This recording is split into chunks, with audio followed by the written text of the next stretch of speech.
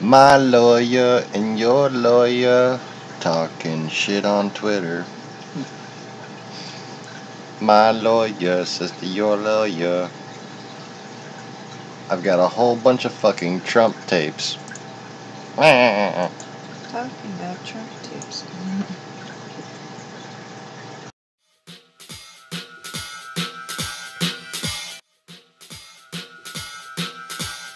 I can do this. This can happen. I can do this right, maybe, possibly.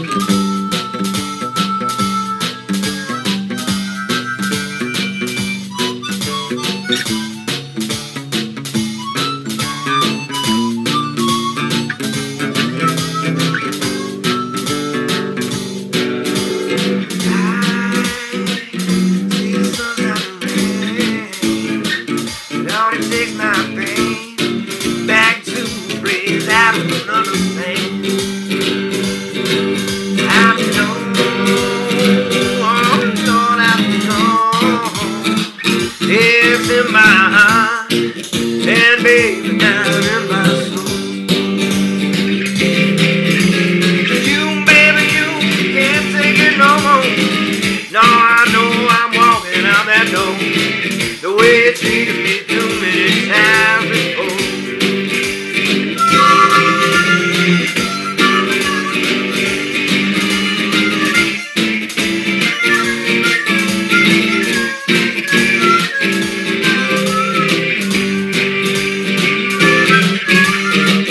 Don't you know you love me, baby, too? Oh, you know I want you there, I wanna be right there with you. I know I gotta keep you by my side today I die. 'Cause baby, ecstasy is in my hand. Oh, when I'm holding yours in mine and walking in the sand. Oh, baby, you know it's fine. Now you done and piss me off. You ain't done something you shouldn't have done. Baby, I'm mad. I'm going on. Oh, I'm going on.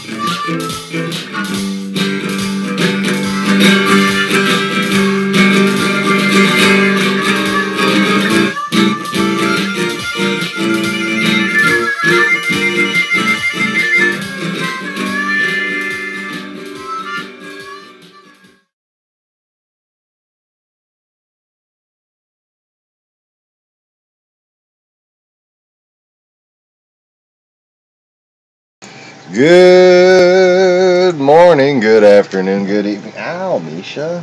Jeez. Just violently tear up my knee while you jump off of me, for freak's sake. I think that's exactly what she did. Well, good afternoon, good evening, whatever it is, wherever you are. Welcome back to the Lost Begotten channel, where we are going to discuss his story. And, of course, you know, if there's any cultural holiday that I'm not aware of, I hope you're having a wonderful one. And if it's your birthday, happy birthday. If it's not your birthday, Happy unbirthday. happy, a very merry unbirthday. Yes, very merry. To us. To us. To us. So I had a Misha, the orange kitty. She's just been on my lap, which has been kind of a new thing for her. She went through that playful kitten phase for a while. But, right as I started to speak for the intro of the video, she just kind of launched off of my knee right here with the claws, and, well, her claws don't come out of her face. They're on her hind legs. I wonder sometimes. No, those are teeth. Yeah. So anyways, The great creature that has webbed feet. whoever are here, feel free to say hello in the chats, and feel free to share the stream, and we'll try to give it a minute for other people to maybe join us, maybe not, and then we are going to begin another attempt at recapping human civilization, basically. Is that what we're calling it now? Yeah, that's what the kids are calling it these days. Civilization. And we will try to start from the beginning and come to the end and stop, as it were.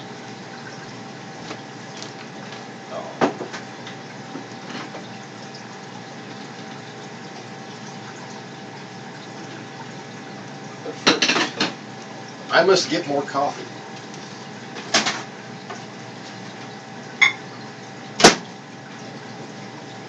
Because, you got that, Misha? You leave it? Misha just kind of struggled to get up on the counter. Gaining a little weight there in your old age, child? Right. About to be a year old? Yeah, she'll be a year old next Saturday.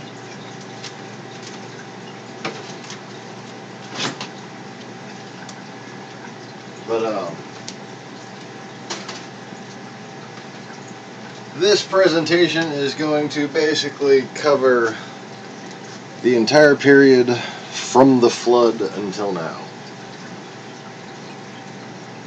As in the Noahic flood, not to be confused with the Louisiana flood of 2016. To sum up that history from then until now, we're fucked. That's about it. Yeah. Very much.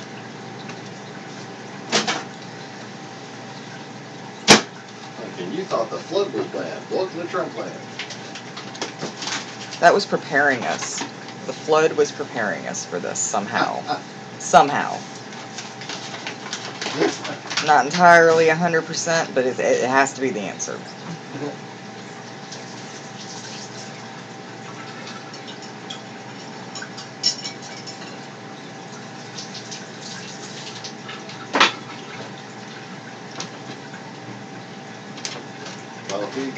Coffee, gonna get more coffee, so I can do streaming online.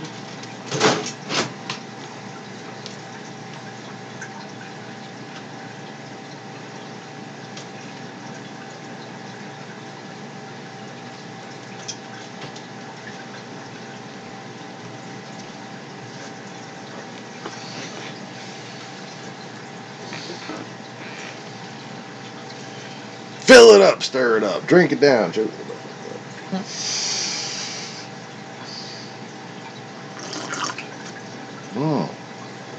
That's Special. it's not pleasant at all. I'm sorry I had to buy us a cheap coffee maker because our coffee maker crapped out on us. And we was broke. because I are blind. That is both lukewarm and syrupy. I don't know how the hell there was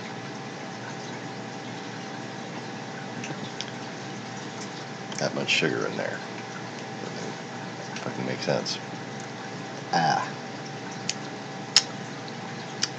I feel violated. I'm May happy work. Did we have a Keurig or anything? Do you want me to make some more coffee? I can make Little tiny small bit. pot. Please. What you can do for me? I'll continue to try to save the world. I don't know if I'm all interested in that anymore. See what I have to deal with. It's been a disappointment. See what I have to deal lately. with. Don't holler at me. I'm going blind. I'm trying to save the world. She's trying to destroy it. You know, yin and yang. Right? It's always one or the other. One of us is praying for a giant hurricane, the other's hoping for not one, you know. The duality of life. No, we're pretty much always together on the hurricane thing. Yeah, we really are. Hurricanes are fun. When you're a southerner living along the Gulf Coast, your favorite pastime is standing outside during a hurricane. Yeah. Especially the adolescent adventure seeker. Oh yeah. Ooh, I just made a mess. Yay! Now see, me, I don't know if you'd call this luck or if it's even a coincidence, but just about every other named storm that has hit the Gulf of Mexico, I have been right where the fuck it hit. Ever since Gilbert.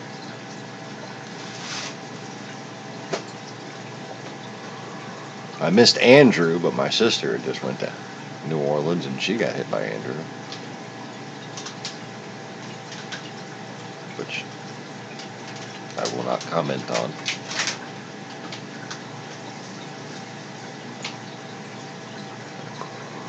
But let's just say she left me alone with a crazy person.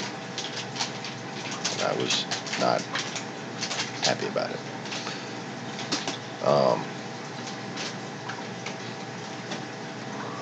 But then, let's see, Allison, Isidore, Trina, Rita.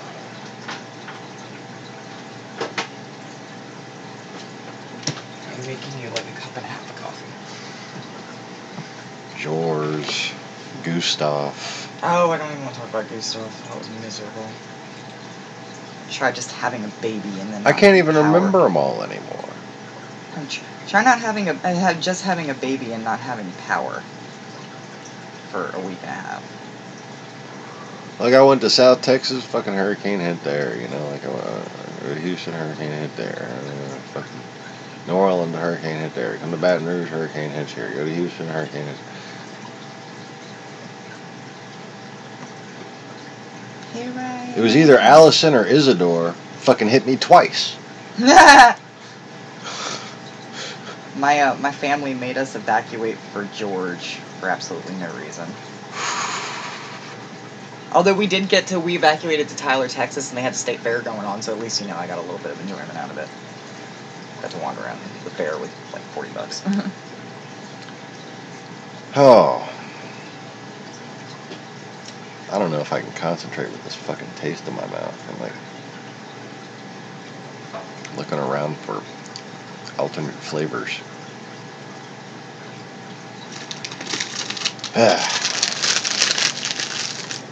But anyway, oh, there we go. A mint. I'm useful. I think there was a reason I didn't go to bed yet. Okay, got it. Well, hello, Delaney. What are you doing? Don't worry. So, if They haven't said hi yet. I'm going to assume it's Mary watches. Because she's been the new singular person that's been coming on before Well, if before it the is, Europeans wake up. If it is, then hello, Mary. I'm waving at the same time that I put the camera over there. Because I'm a moron. It's okay, I love you anyway. Anyway. So, I have a fucking lifesaver stuck in the back of my fucking jaw. This is not gonna...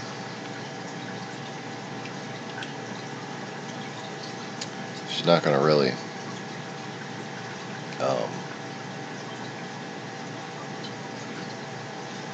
how do you say?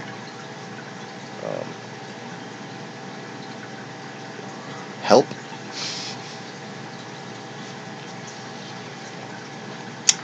So now I gotta chew on the lifesaver. You said you wanted to get the taste out of your mouth. I didn't want to get up again. That was the closest thing I had that was going to get the taste out of your mouth, so deal with it. Suck it up, Cupcake. So now I just sound like I'm from West Texas a little bit. Which is false. How? Wait, what? Because I'm from East Texas. No. Hell if I know. I'm from extremely southwest Texas, also known as Australia.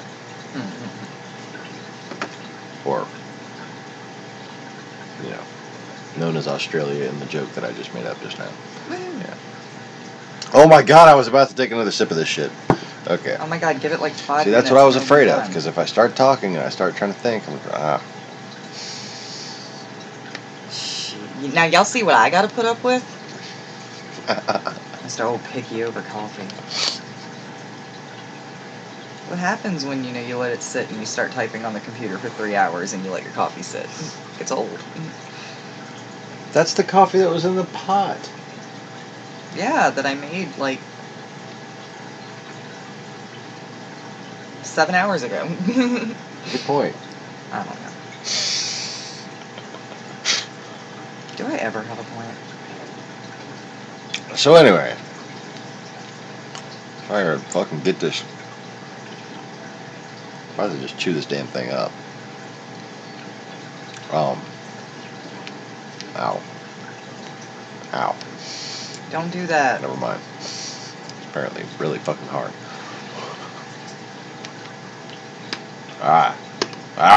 Got it.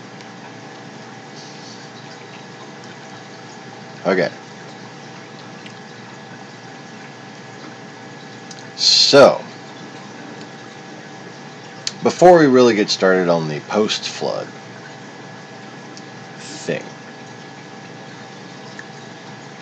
I wanted to talk a little bit about the realm of man that existed in the pre-flood era.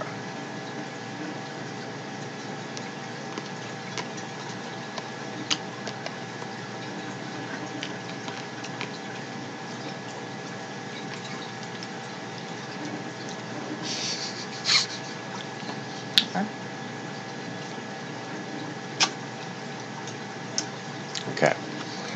I've given her the big chunks. I don't know how to feel about what At just least happened. I didn't just blow chunks. Yeah, so I'm not cleaning that up. How my fucking tooth. Shouldn't have bit it. So, one thing that I would like to say outright to the people who believe in the Big Bang Theory and atheists and, you know, people who think creation is silly. Just hypothetically think.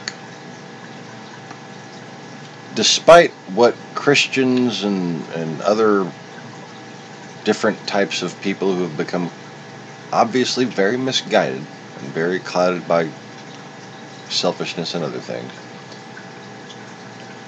despite what they have expressed what God is. What do you, I'm assuming someone who cares about other people, think God's personality would be like, God's preferences would be like, God's likes and dislikes? You know, what would he swipe right and left on? Well, he wouldn't, because that's fucking annoying. But anyways, the faces my wife is making right now. I love it. Oh, that's the reason. What? Nothing.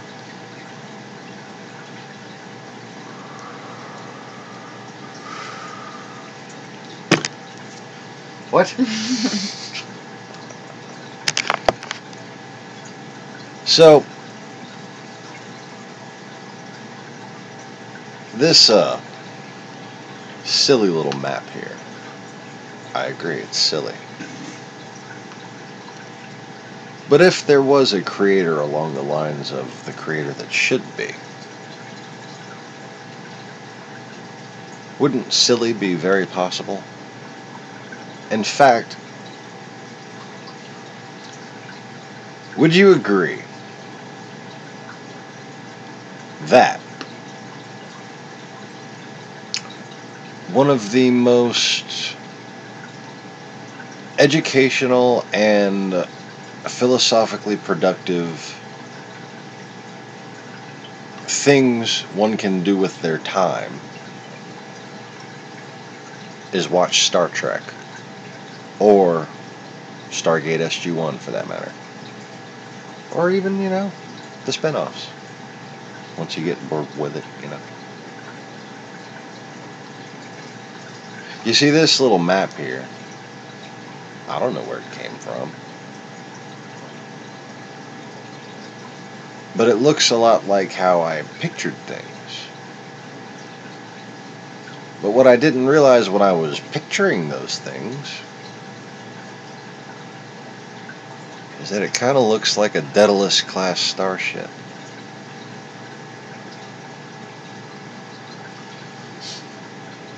See, there's the bridge up in the front. It looks a little more like if you've ever played StarCraft, one of the battleships, like the Yamamoto class.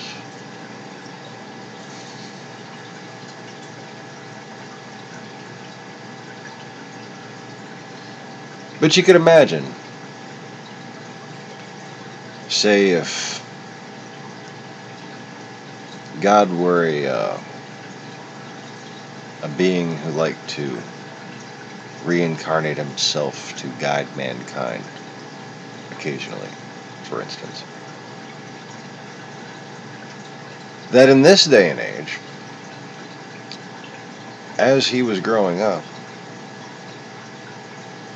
he would have been quite a fan of Star Trek, and Babylon 5, and Stargate SG-1, and Atlantis, and Deep Space Nine, and Andromeda. Remember Andromeda with a little Hercules boy on there? Hercules, Hercules.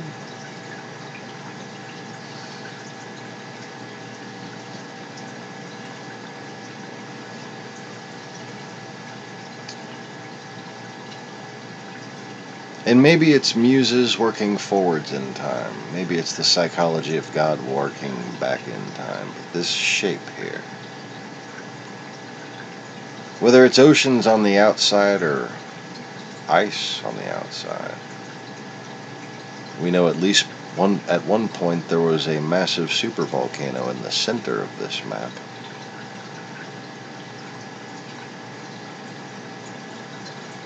Actually, a reoccurring supervolcano. And that's the reason why Greece doesn't look like that anymore, I would assume.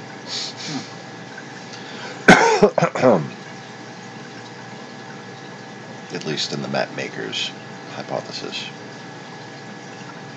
I don't actually give any credence to the specificity of the congruency or nomenclature used here. But, that being said, what do you think God ultimately wants from people? What do you think God ultimately plans, or ultimately would like us to plan for ourselves?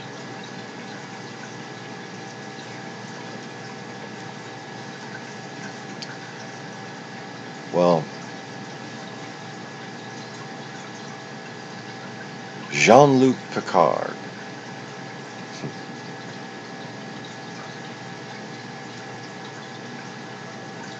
seems to me like a man that God would be mighty proud of. The character, you know. I mean, you know. Patrick Stewart's a nice guy and all. But he's just an actor. I'm talking about the ideologue character.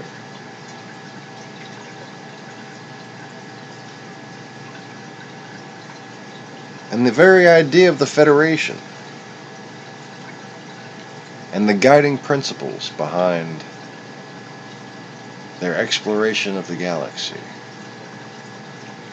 their propensity for building communities, combined with their principle for non-interference. Neville. G'day, mate. Howdy. I was just filling out some more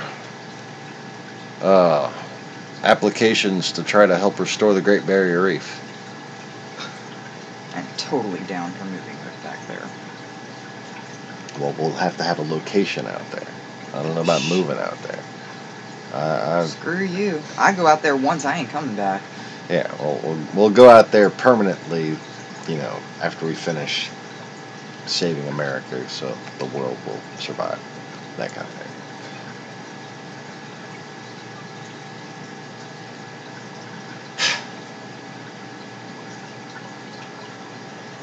Be one with the Force.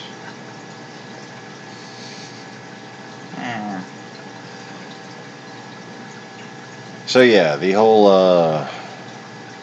variety of disaster-proof facilities will enable more on-site research and Great Barrier Reef maintenance, including direct research and species intervention. For instance, a particular type of cleanup critter might be in short supply and can be artificially augmented on site, while, you know, these research facilities are going to be completely like storm-proof. Great Barrier Reef is not getting better. There are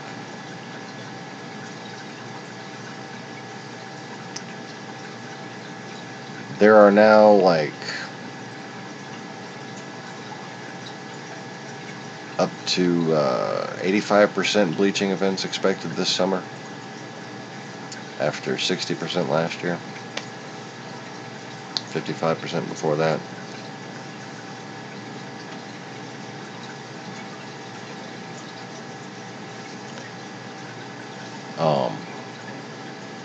It's not gone. You know, it regrows a little bit in between each of these events. And there's a massive amount of effort going into trying to restore things over there. But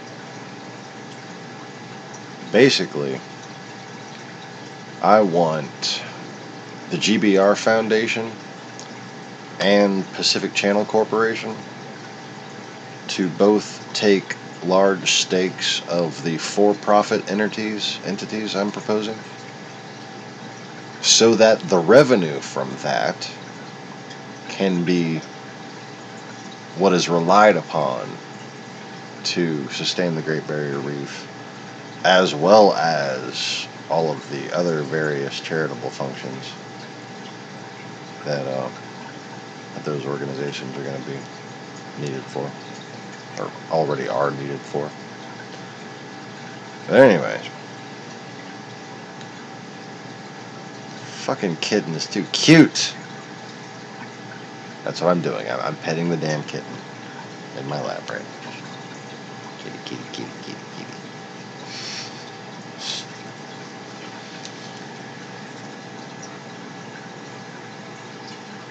Look how big she's getting.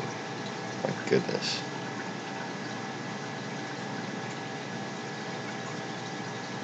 And she don't care neither. She just look, just okay, this is how you're holding me.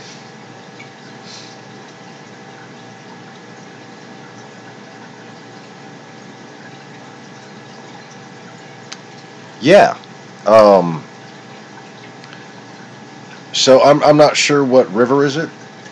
Forgive me. I'm not nearly as good with Australian geography as I am with American, obviously. But there was a river that had produced a lot of pollution because of a big deforestation project, I think, in Queensland. And they're talking about right now opening up another big area along that same river to deforestation. You might have heard about that. And the short-term effects are going to be essentially like having a bunch of plant matter die off in your fish tank. But the long-term effects are going to be, so if you picture the farmland that's kind of between, or that's on the other side of that forest from the river, okay? So you got river here, let's say the Resistance River, okay, put that right there. And then this is all forest, right? And this is farmland, okay? Well, when you take away the forest, all the runoff from the fertilizer or the runoff from the cow shit getting washed out by rain or whatever would normally go through the forest, and a large portion of it would be absorbed by the trees before it got to the river. You deforest between farmland and river, and you no longer have that buffer. So, short-term effects, bad. Long-term effects, even worse.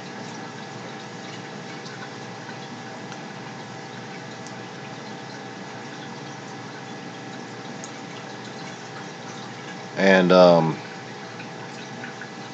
yeah, Australia is really feeling the heat because America has, forgotten about her sister country for the past 20 fucking years.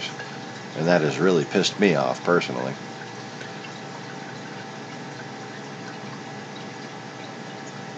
Australia, New Zealand, and America are such natural partners in the world. Having basically been descendant of British and Dutch colonies, etc. Pour about half of it out. I'm gonna try it. What? Pour about half of it out. I was very fresh cut. Okay. I made you enough that I'm not getting any enough for you.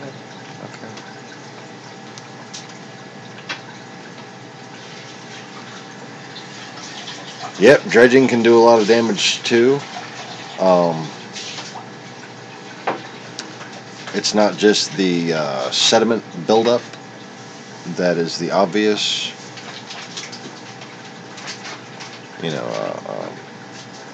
problem that occurs from that, because entire fields of aquatic plants can get covered in soot and essentially die, and then they're no longer filtering the water. But the very dredging process itself, in the sand bed in your river, there's layers and layers of bacteria and dead bacteria and bacteria poo.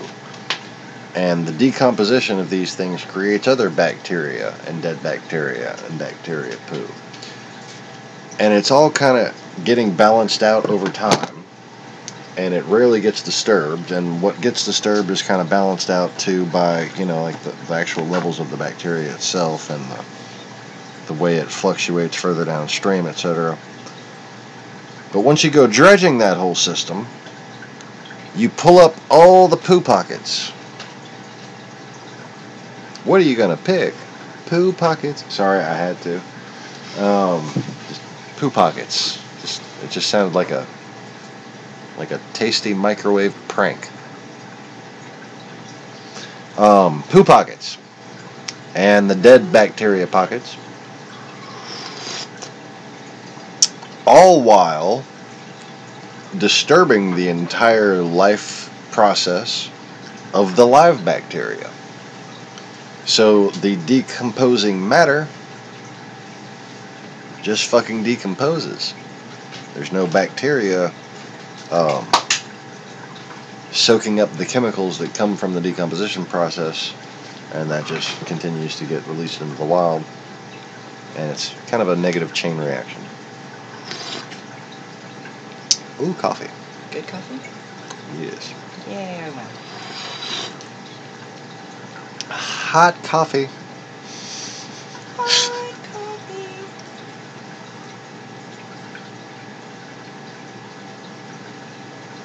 If you combine those the other way, it's delicious. If you combine those one way, however, it's nasty.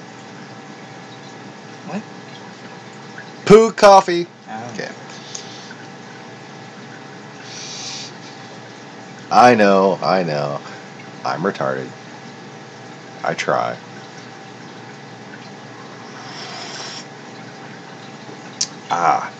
Okay. Just need this to cool down just enough to where I can fill my skull cavity with it, where my brain's supposed to be.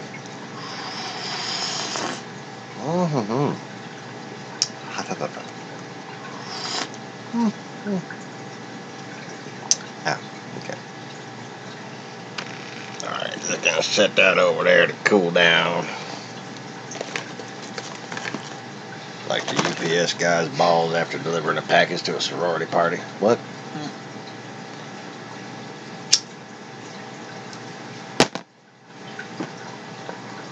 So anyways.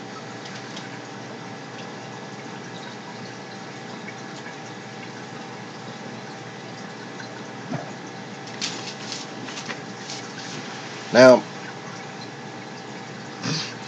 You shithead. I'm not saying that the initial plane that man existed on was a spaceship in any conventional sense. I'm just saying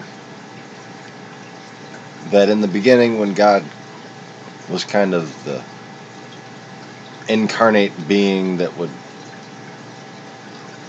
play,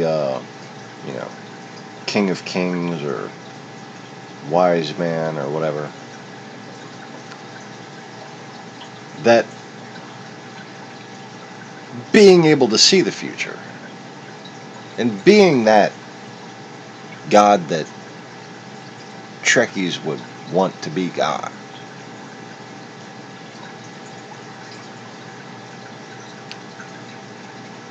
he might at least pretend it's a spaceship from time to time.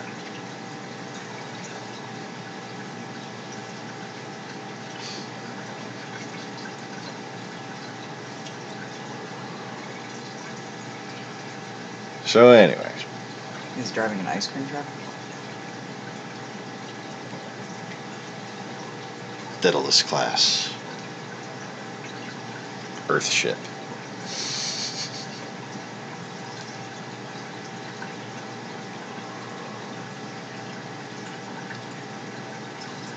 When you think about God wanting what he wants for his children. Think about our potential as a species.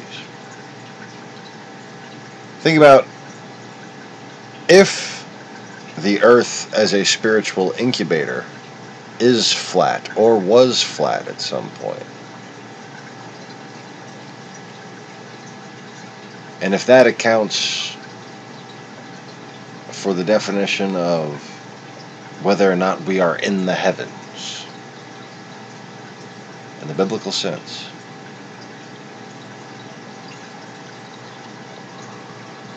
well, the destiny of mankind, once they've achieved God's blessing, obviously,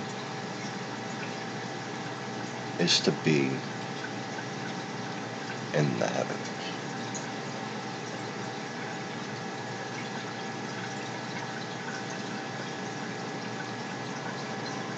And during this time, there would have been many heavens. Ancestral, not ancestral, ancestral hallways, palaces of elders,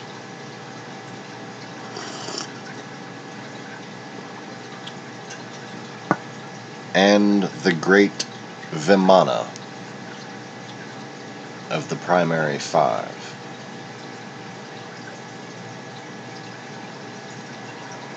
Vimana being plural, actually.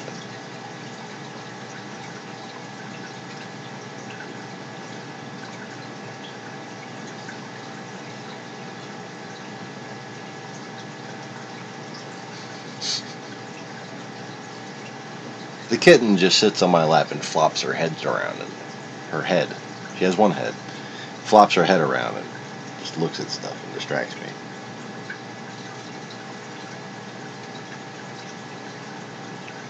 I put her in the Murface's lap, or I put her over on the couch or in a blanket or something. She just crawls right back in my lap.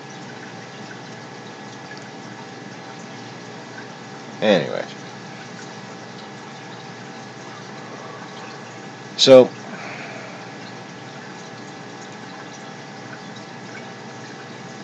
I don't know. Tell me your thoughts about this. Tell me what you think about that. Like, what kind of weird ideas have you had about the time before time, as it were?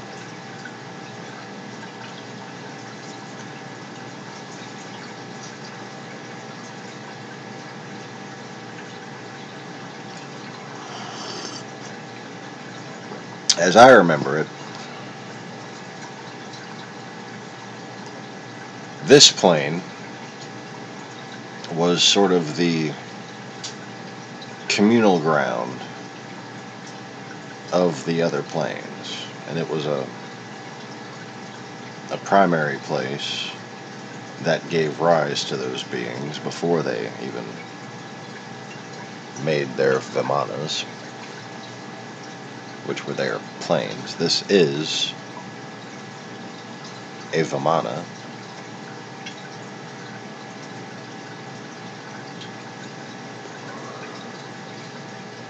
India was also a Vimana. Australia was also a Vimana.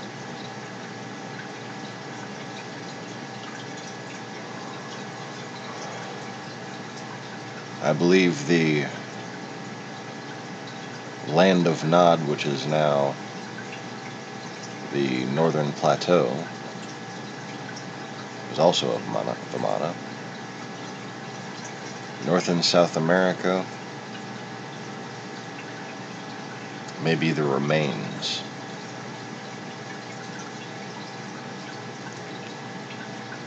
I use the term loosely, Neville. You know, as I use many terms loosely, but according to the understanding, the definition is as correct as I can get. And it was the Vimana of Heru Hathor's child. Okay, her Vimana. Like, this is the Vimana of Abimelech.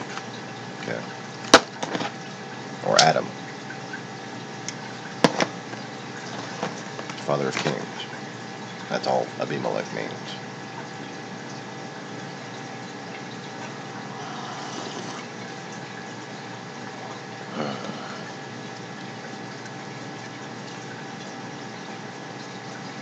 And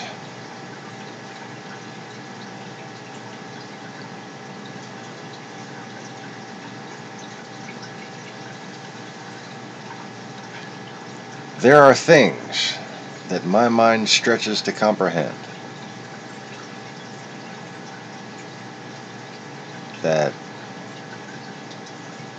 like, I think I remember them and I want to explain to them, but they sound so fucking bizarre and they're so hard to put in words to begin with.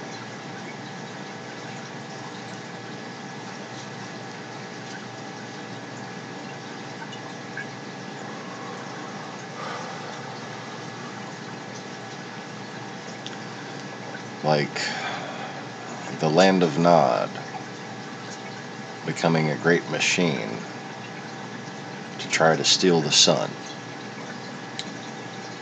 and the Venusian plain, or the land of Heru, or Mars,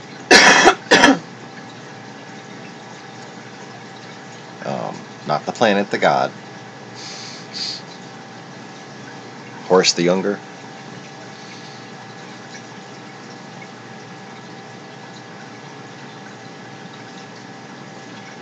That intentionally came crashing down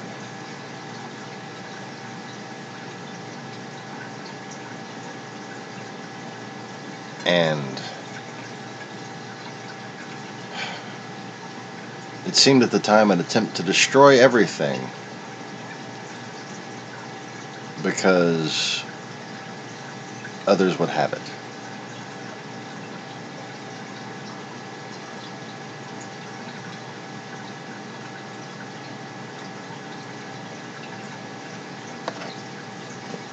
But again, like I said, my mind struggles to even wrap around that shit.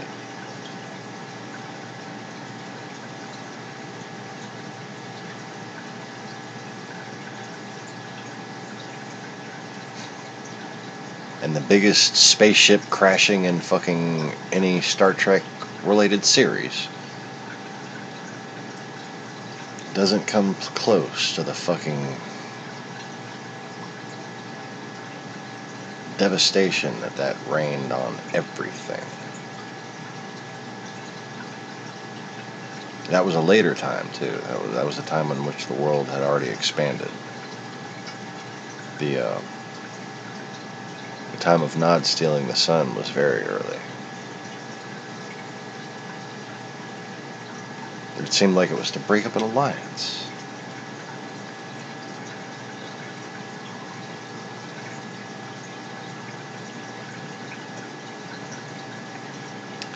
I have to get an esoteric numerology about this before I can really guide my thoughts in a way that I would feel productive as far as speaking about it goes. But this plane and either 2 or 4 others, I think it was 2,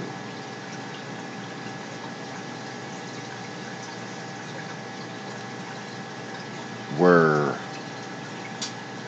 trying to form a new world, like a new future. And it was a very democratic ordeal.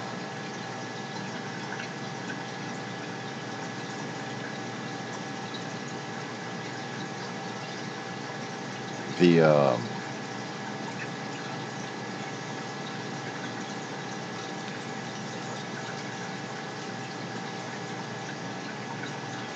deciding bodies were very, very parliamentary.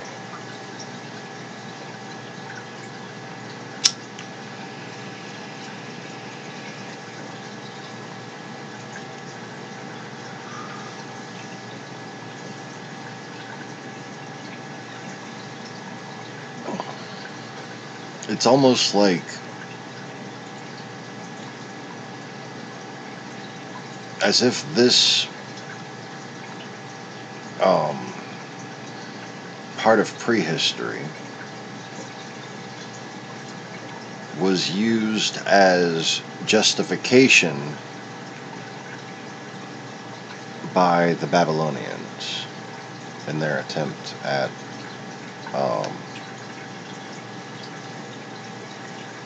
placing the world in the heavens before it could be there.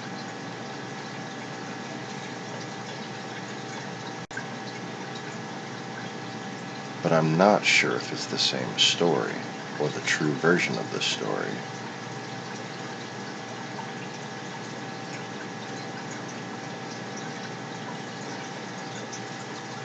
Huh. But anyways, this is why I wasn't trying to get into pre-flood history on this particular broadcast. I did a hell of a job of that.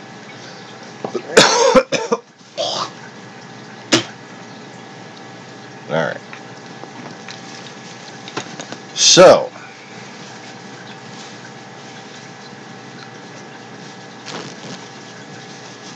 what do you want me to do? Should I try to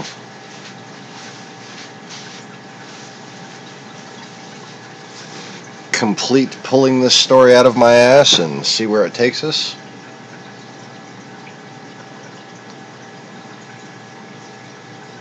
Because I think I just answered my question. Because I'm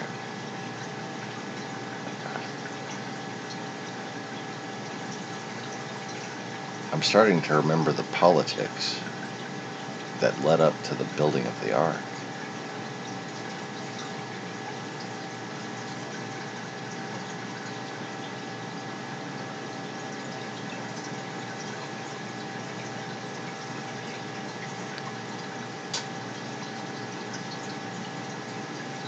That's the union of three right there, isn't it? Huh. I mean, it kind of does look like three adjoined land masses when you think about it. I'm going to do a backflip. No, I have not attempted one of those for many years. Forward flips don't seem to be much of a problem. Like somersaults. But,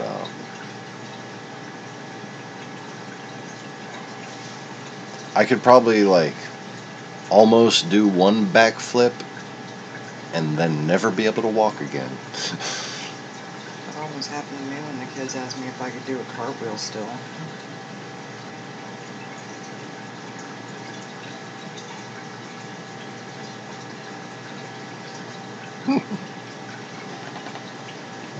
This cat is ridiculous.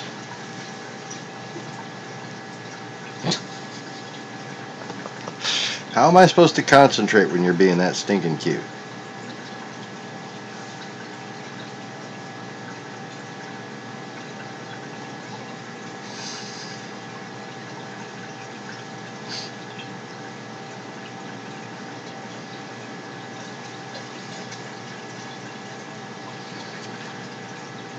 So,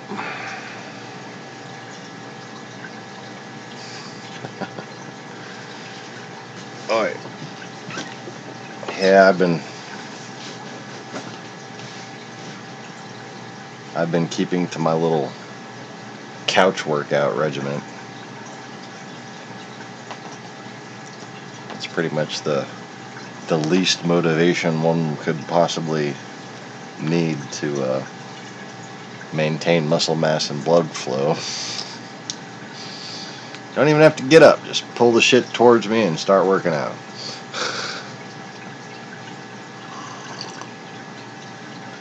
And the entire time I don't strain my back once. Which is great. But anyways.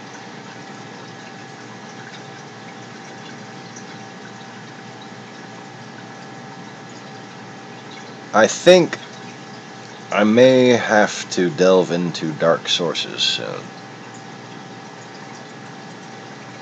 But there's going to be a point where I know enough to not be misled when I do. And I have to get to that point first. But it will be interesting to see, once I have gotten to that point, what those dark sources will be able to correlate that the Bible has not been able to. Like, for instance, the real book pretending to be a fake book, pretending to be a real book, called the Book of Nod.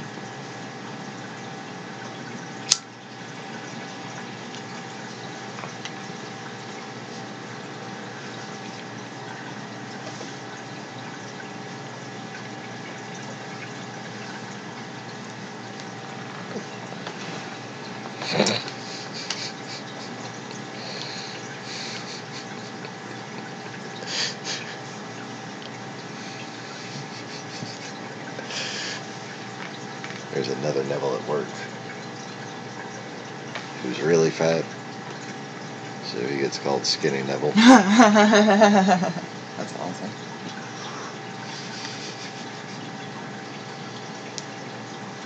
Oi, oi, oi, oi, oi.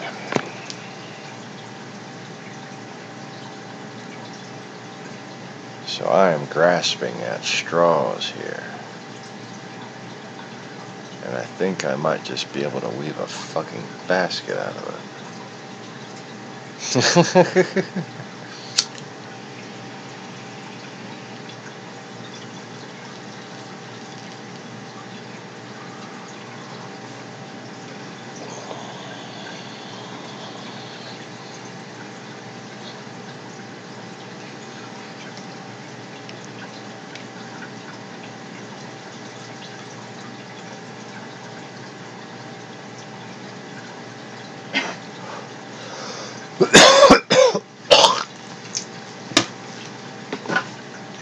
So, let's see here.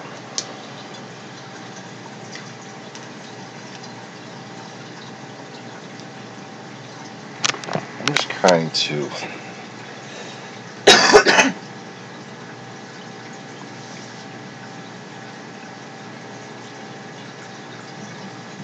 consider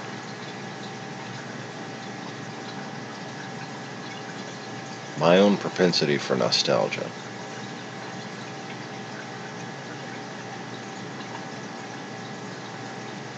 Why would it look completely different yet completely the same before and after the flood? Nostalgia.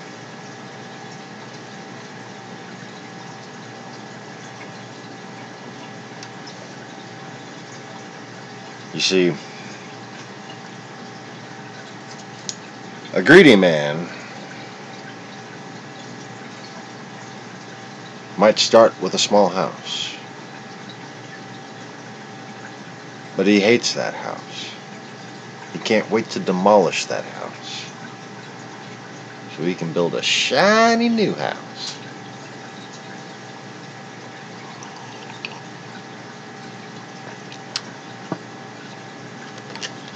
But a humble man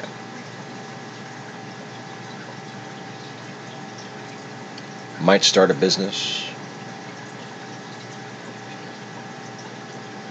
might acquire property, might hit the lottery.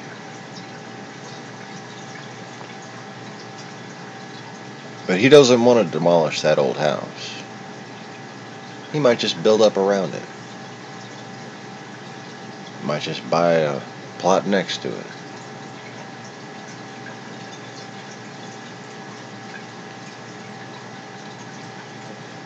Because maybe that old house,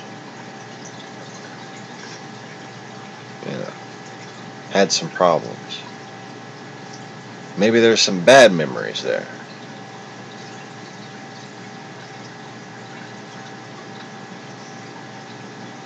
But even bad memories are lessons worth remembering. And never should they negate nostalgia.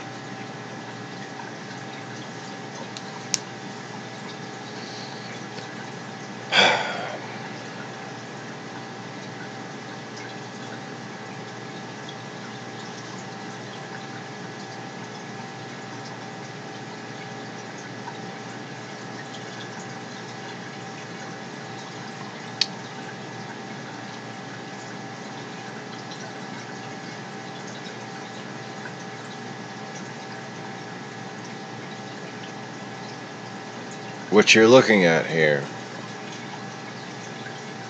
may also be a reason for the many attempts at finding ancient gold in Cyprus.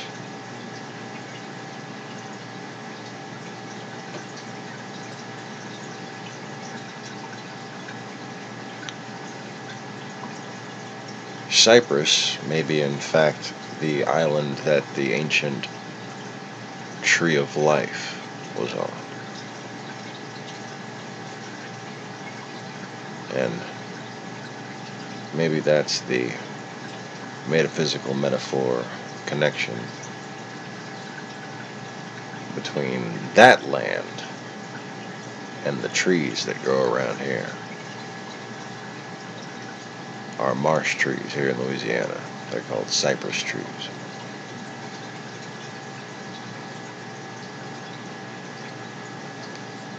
And that ancient tree of life sat on an island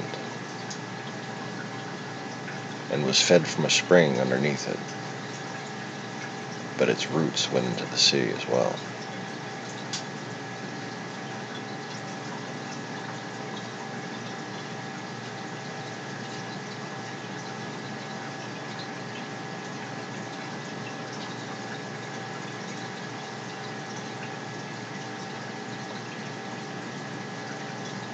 Now,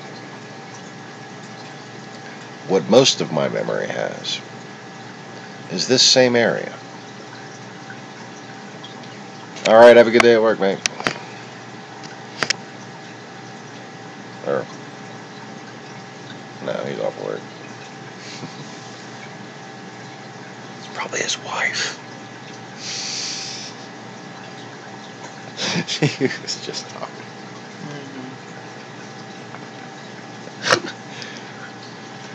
Oh.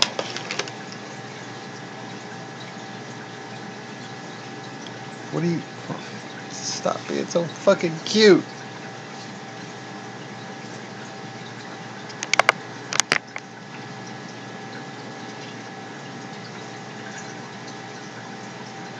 Anyways, what I remember throughout most of my lifetimes is this same sort of area.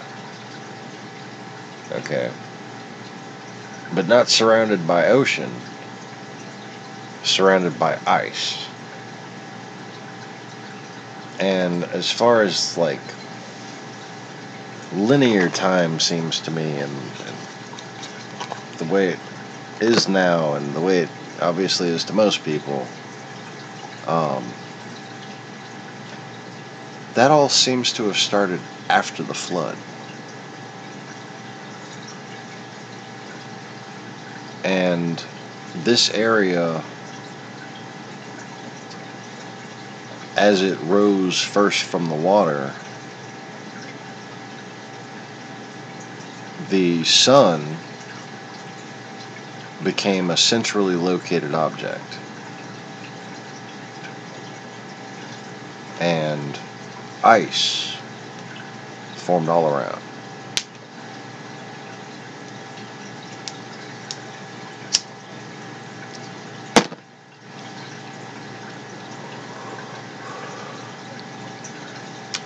As the sun grew, as the earth grew, it then simply moved. It was a creation. Just as if it was created by technology in a place programmed like virtual reality. Only every single user was a programmer. And the reality itself expanded with usership, with client interface.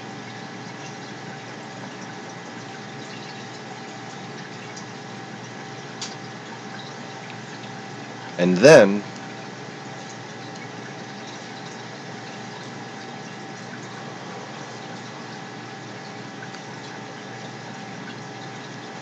these three nations, these three families, all took their kittens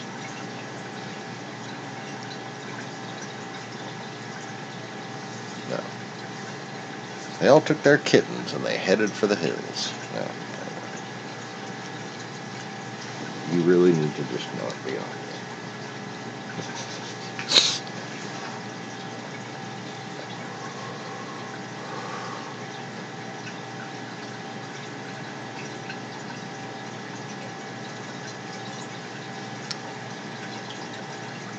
These were the three places that came together. And before the flood,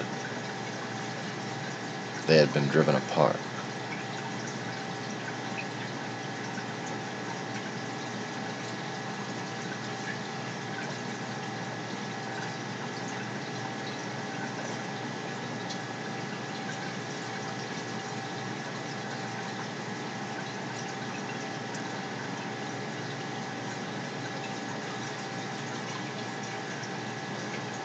I'm forgetting the animal shapes that it should be. It's probably recorded somewhere. Should be something like a turtle, an elephant,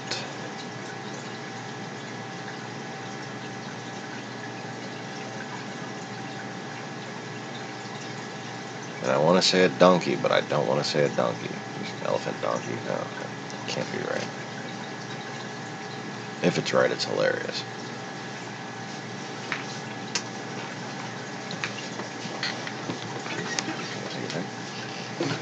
Say good night. Good night, everyone.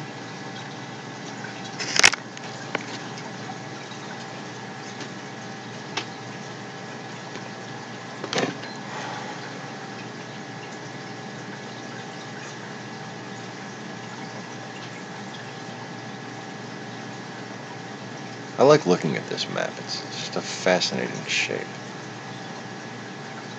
It really does look like Starship Earth to me.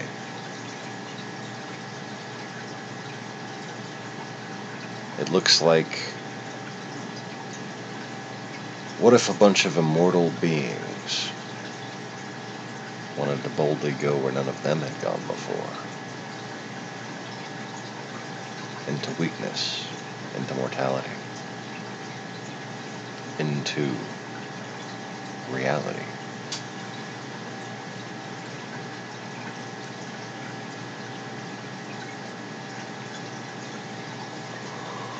And if you think about the ultimate result of consciousness, even as an atheist, one day our technology will progress us to a point where we can exist as energy. And then eventually what? Evolve beyond the boundaries of space and time, in which we would then go back in time and create Space Earth? Sounds pretty cool to me.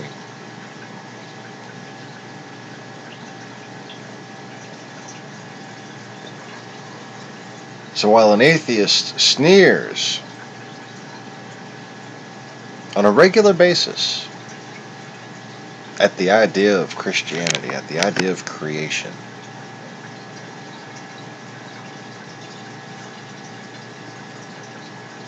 It is an inevitable, foregone conclusion.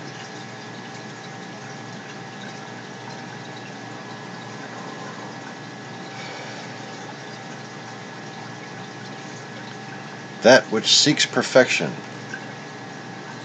is flawed. That which loves flaws is perfect.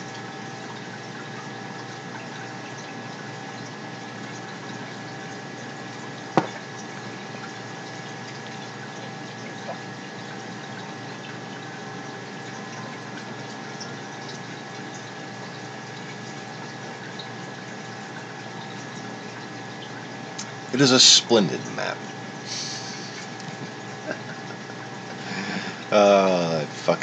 That just phrasing cracks me up. And if you haven't watched Bleach, I recommend take the time, spend your free time, binge watch it. You can skip the bounce. As soon as they start talking about bounce, skip that. You can skip the princess thing. You can skip the Zanpakuto rebellion if you want to. And you can continue down the central plot. Okay, there was an inability of the manga to keep up with the demands of the series, so they had side stories in the series. But the original manga, that I think is written by a descendant of ancient wise dragons,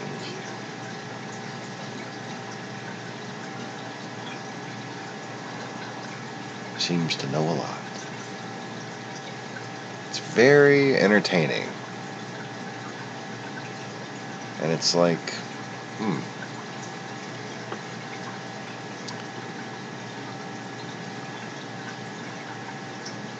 almost like an intermediary between that ultimate tricky goal of existing as pure energy and what would actually be the result of that when knowledge turns to wisdom.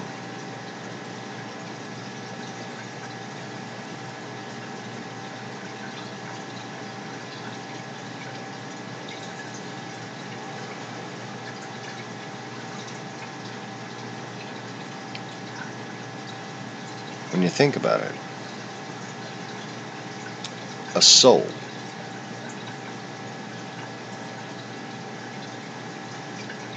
is essentially an energy being.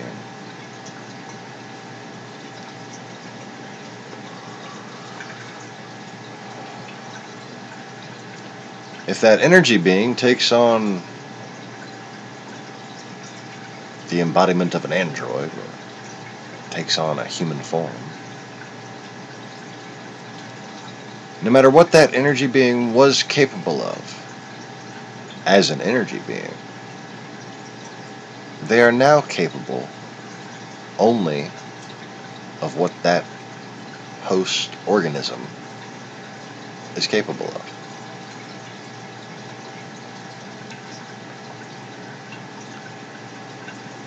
If they want to remember their life before, they'll have a hard time focusing on their life now.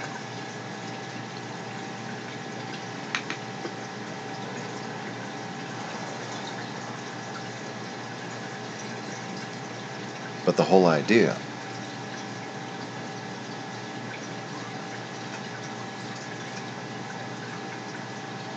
is to trust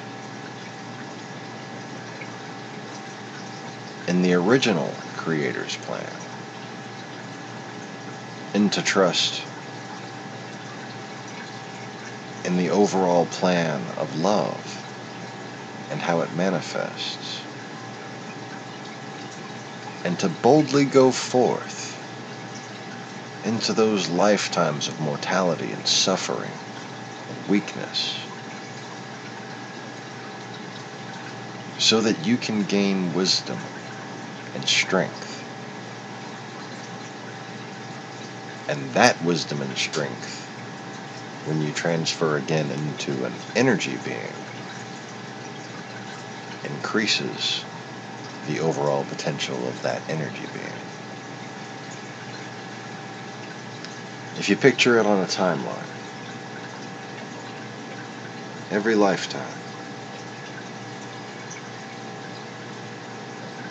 just goes across infinite, seemingly, millennia.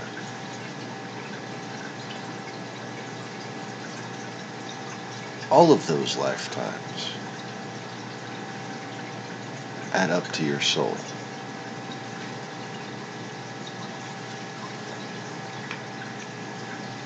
And that soul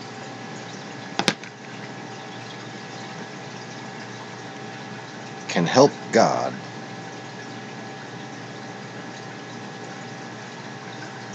with a task.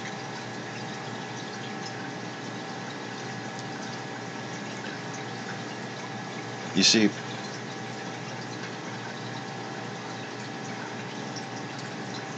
communion doesn't exist between the masses and a leader.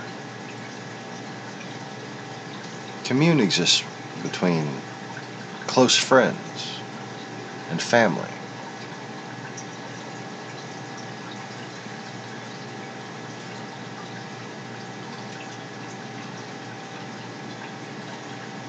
For us to have free will, if God exists, I like to speak in terms that an atheist can understand, so that an atheist can watch my videos and understand. If God exists,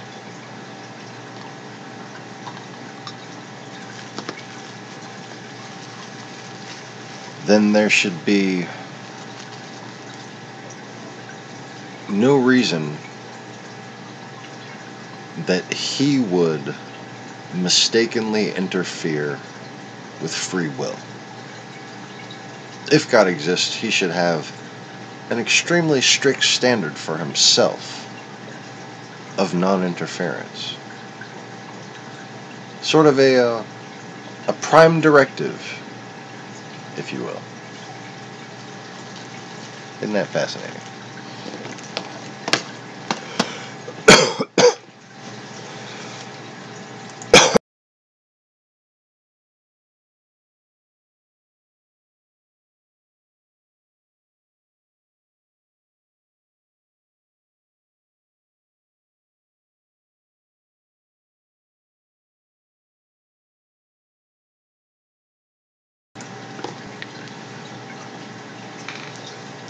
I just had sort of a phlegm directive there.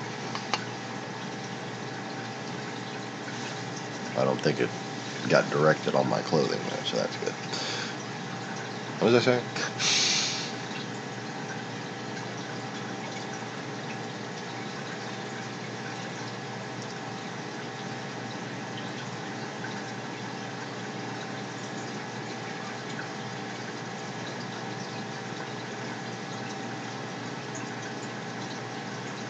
Oh, I just remember telling this story before in a previous lifetime. I love it when that happens. It usually helps me tell the story.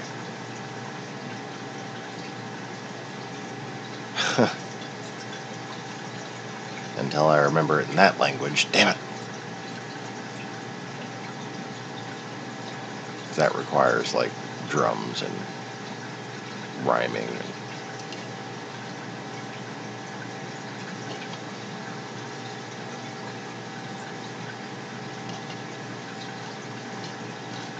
oh, before I get into that, let me just backtrack onto the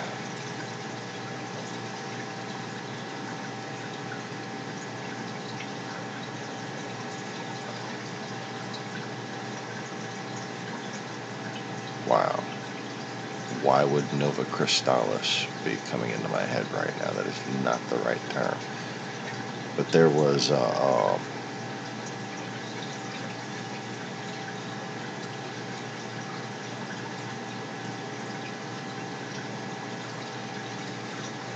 plane that was still separate at this point.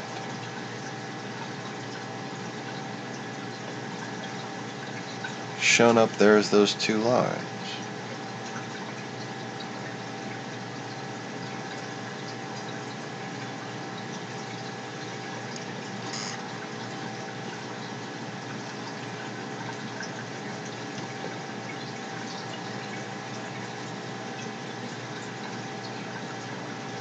And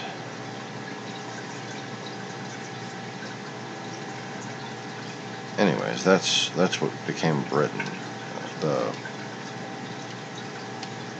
World Council that I was referring to, that they found the remnants of because of the drought, that video that I posted a couple days ago.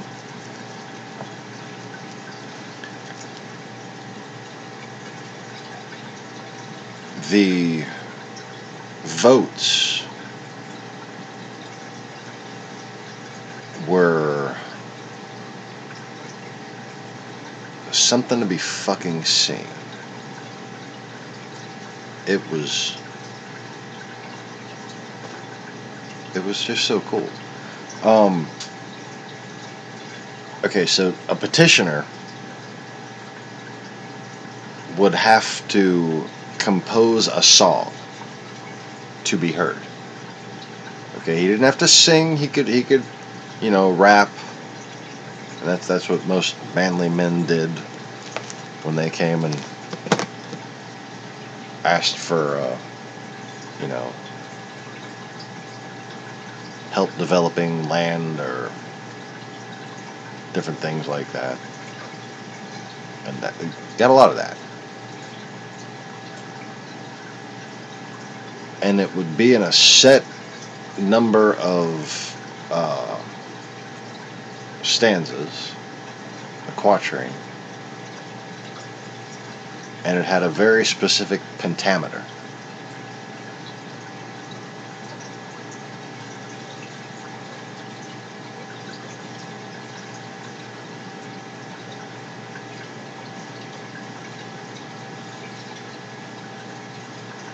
I can almost remember it. I was trying to see if I could. Okay, so the representatives and the spirit elders that would be summoned into the totems behind them would be gathered around in this circle. And the representatives each had sort of a preset series of response songs. So the petitioner would sing, and then there would be a standard form of question that would be called, and that would be done in a song form, in this rhythmic sort of rap kind of form.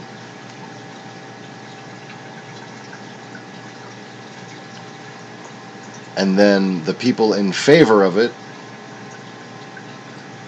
would be counted by the number of they that were singing.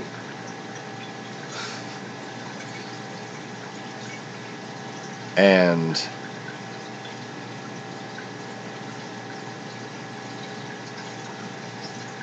there were like procedural motions that had their own songs.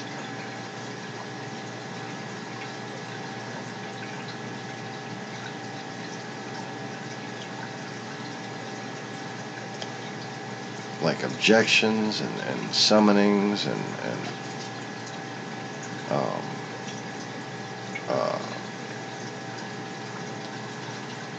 like evidence gathering. These all had set songs.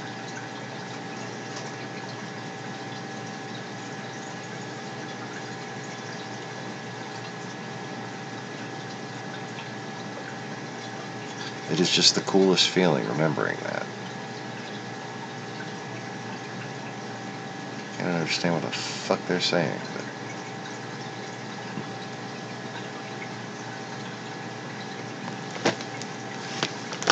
it certainly reminds me of some Norse traditions that were depicted in movies.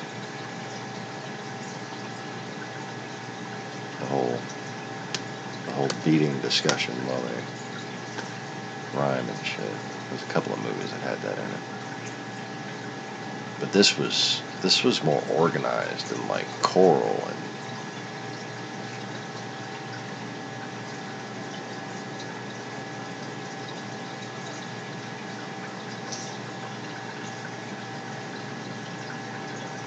wow. Okay. And there were men and women.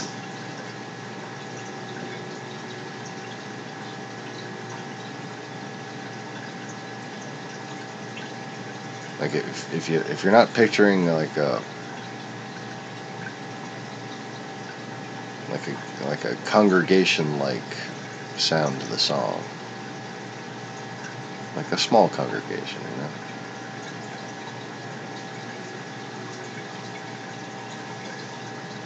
Then you're still in the movies.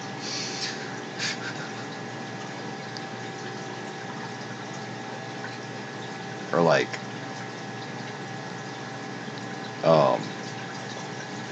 back in like British Lit in high school,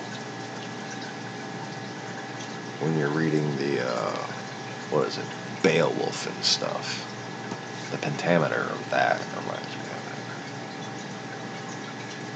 it. Anyway.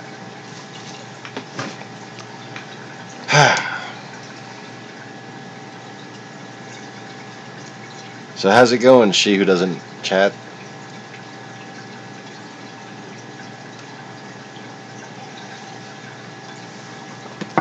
Or it could be Mernon in Ireland. Where the fuck has Maximo been? Speaking of morning in Europe.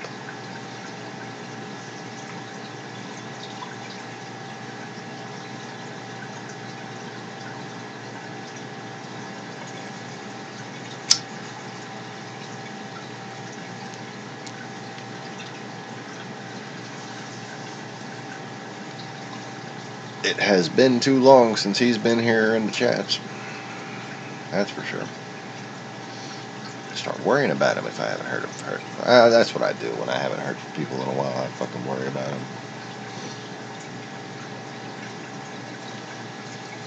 I need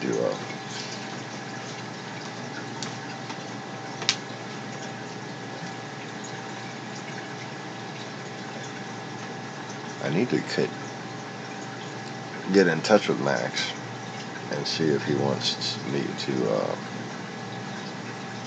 see if I can figure out or remember how to add contributors to this channel.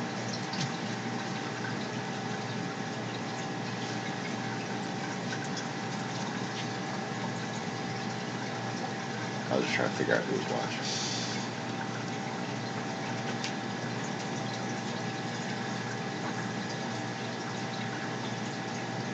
The air is nice and stagnant out here, so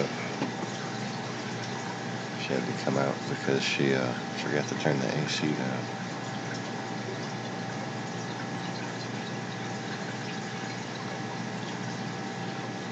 So anyways,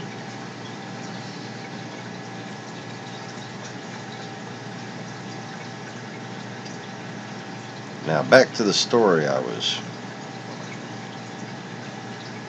starting to remember.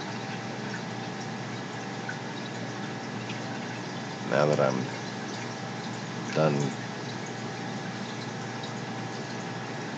reciting what I had remembered last night about it, which I think is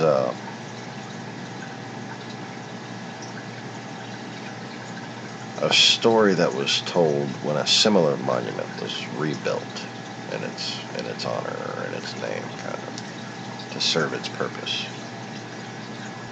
No, not to serve its purpose. In its honor.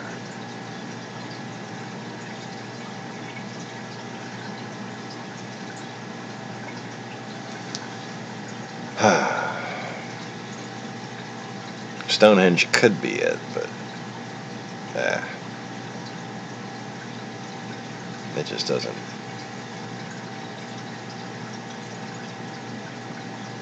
Either the blocks are too big or I'm too small.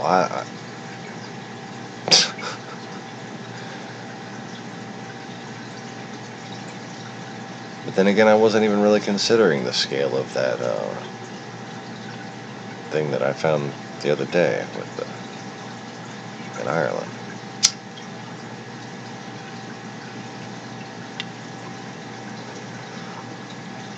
See,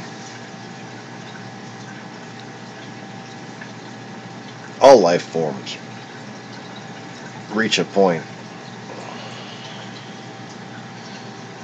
where generation gives in to decay. And if that point is reached later in life, one continues to grow. Now, in a time where men live to be 300, 600, 800 years,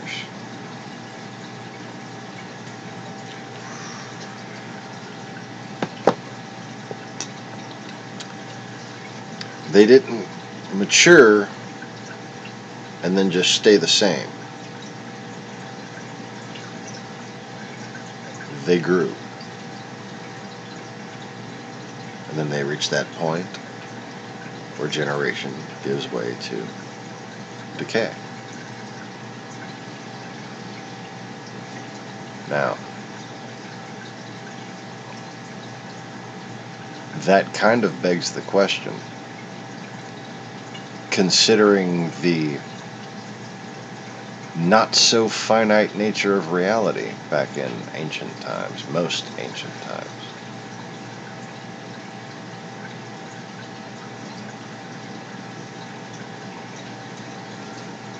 Did they shrink when they became old?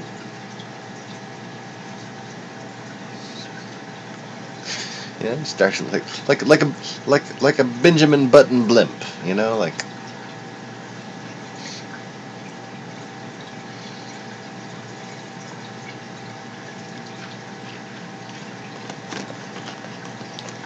But anyway, such is the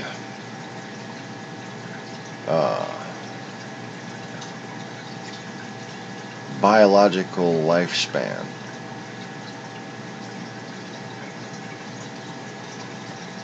of the sons of gods.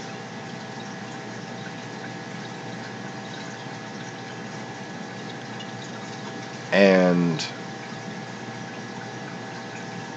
even ancient creatures who were created by beings who were pre-natural, who existed in realities before this one, and came here to create animals.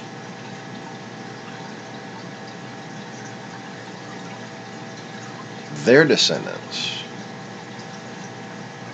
had similar augmented lifespans before the degeneration and cyclical decay age that we're in now. Now, modern scientists and, of course, many philosophers, astronomical philosophers, I guess you would call them, have speculated that certain solar radiation from different stars in our sky may actually influence the very process of genetic mutation.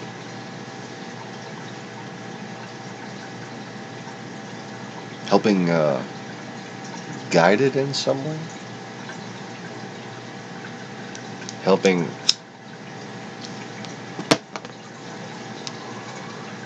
manipulate the perceived timeline within layered strata, for instance.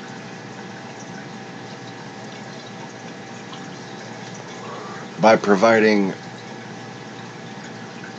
finite time periods in which extreme mutations occurred.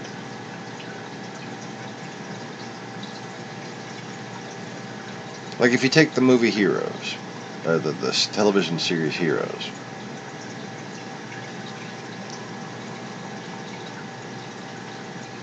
picture it kind of like that eclipse. Woke up all those powers in those kids, caused them to genetically mutate or whatever, or activated a genetic code that was there.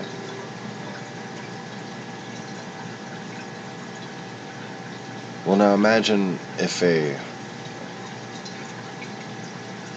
star has an axis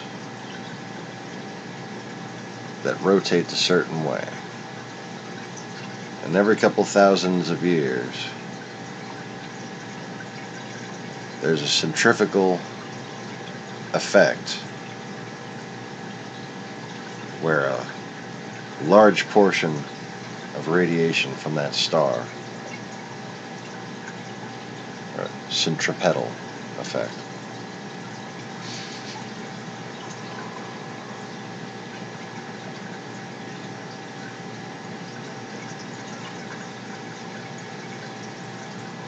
and that supposedly, and this isn't my theory, but it's a nice parallel, that supposedly, and one of the stars in question is Sirius,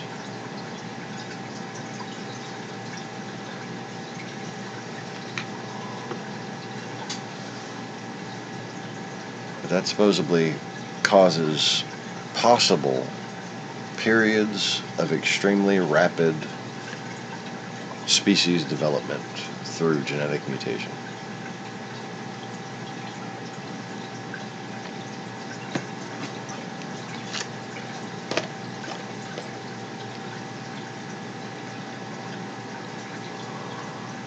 But there could be, when you think about it,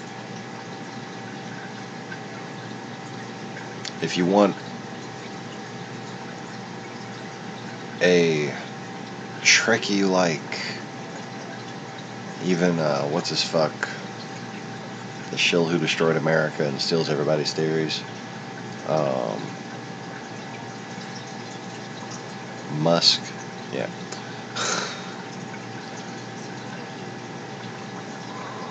If you want to get all Elon Musk about it, which is actually just getting Stephen Hawking about it,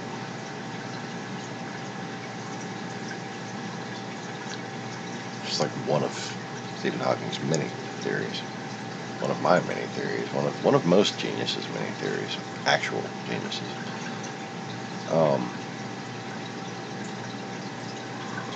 This whole idea of technologically evolving back into creators,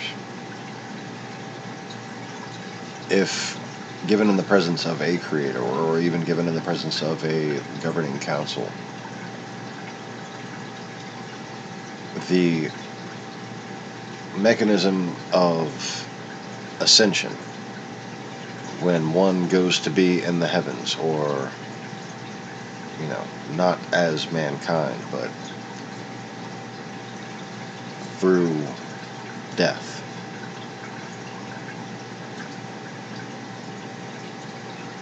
you can join with your ancestors, can be sent to one of the lesson learning planes, I guess you could call them. There's a word for it, but it's not coming to me.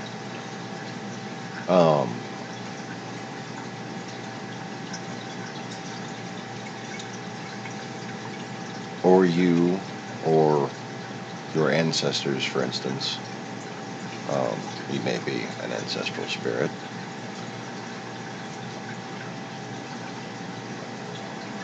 would manifest and become a star or star system or just roaming planet or whatever yourself.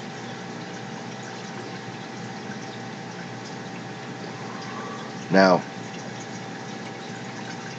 if you can picture the totem souls, or the souls that can be reincarnated as specific organisms as a preference, but also as men or humans, and existed in the time before time in their pure animal forms, and some of them even long to go back to that state. Often they long to go back to that state. Those beings too have stars, star clusters, nebulae, different things like that. But imagine their progression as souls through total awakening into an energy-like state, awareness of all technological and biological processes, like Daniel Jackson from Stargate.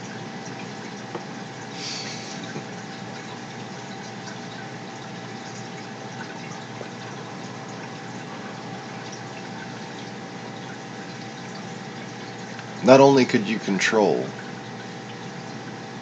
the radiation that comes here and fine-tune it to affect the frequency of your family,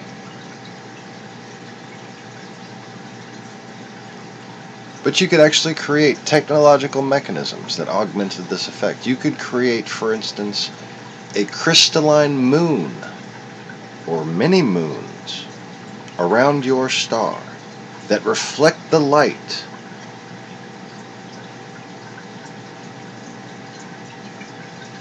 right into that individual area where this one species is going to turn into another species.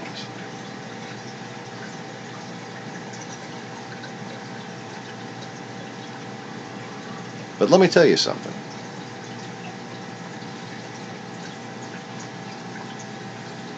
Without something like that, species do not turn into other species. I don't care how long you sit there and wait for it to happen. I don't care what influences change. You can have interspecies adaptation that has been proven genetically, that has been proven scientifically. But you cannot have upward species migration. Nothing comes from anything less complex than itself.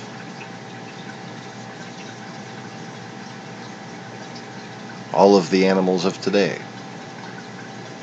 came from godlike forms of those animals in a time like this.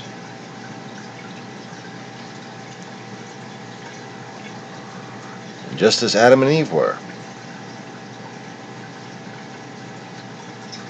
Male and female, they were created.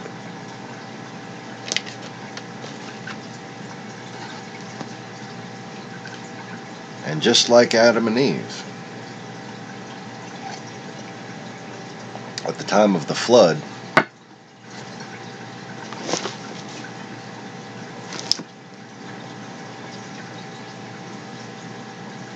their genetic code became very useful. Now, reality check. Given everything that I've just discussed, could Noah's Ark be real? It's not Noah sitting there, like hopping on planes and collecting specimens, okay?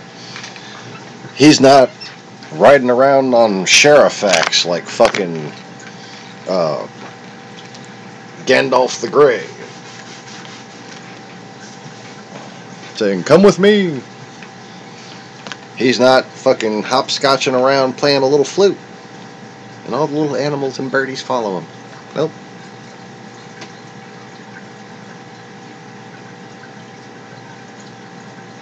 For some reason,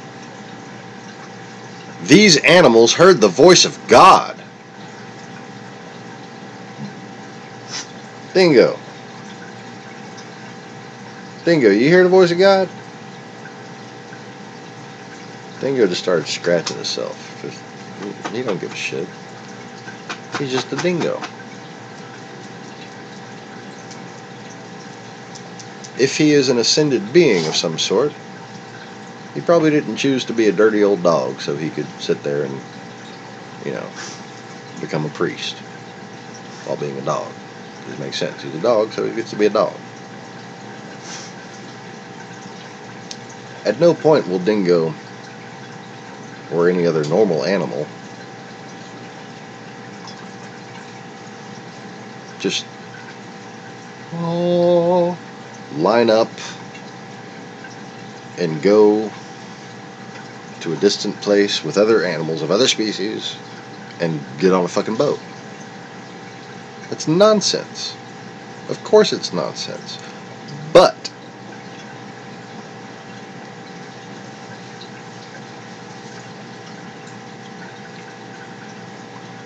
an animalian demigod would.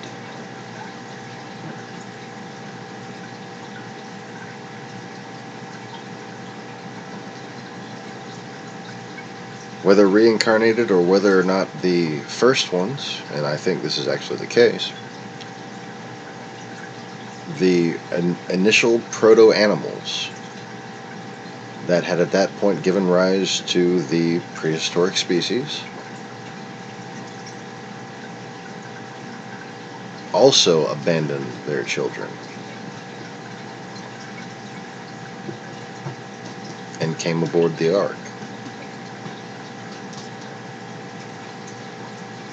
There is no other logical way this could have happened, so that is the way it must have happened. And if you take into account the diversity of species pre-flood and the diversity of species post-flood, and not accounting for micro layers and, forced sequentialization, should I say,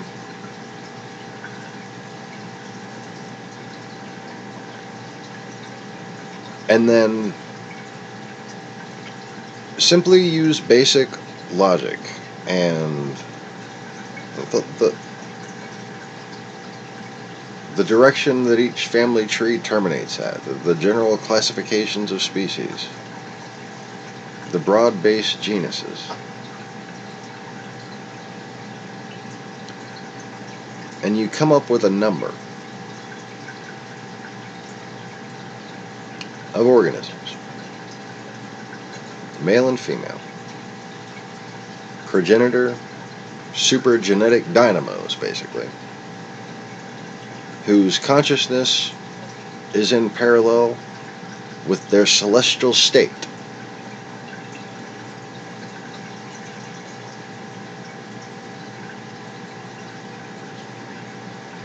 And can actually continue to consciously augment the genetics of their offspring over time, even after their death, especially during their death, before their reincarnation,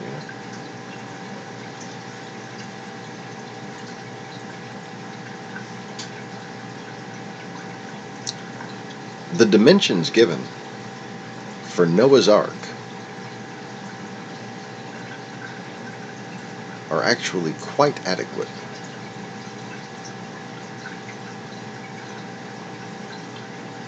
Now, bear in mind, there's just no need for male and female of every subspecies. Just a proto-entity of that broader genus, male and female. There you have the need for a boat about the size of Noah's Ark.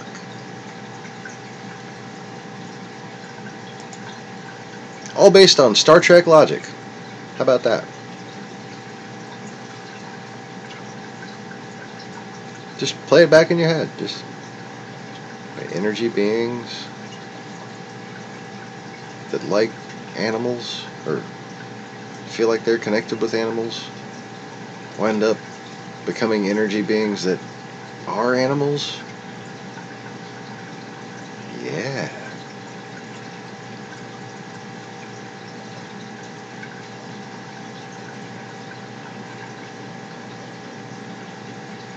And let me put it this way.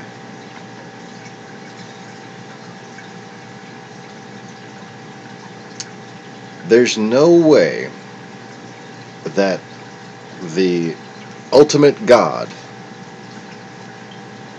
that created the platypus and like Rip Taylor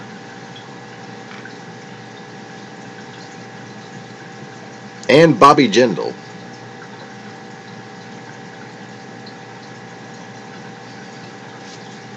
well, maybe not. It's a joke. It's a joke. It's a joke.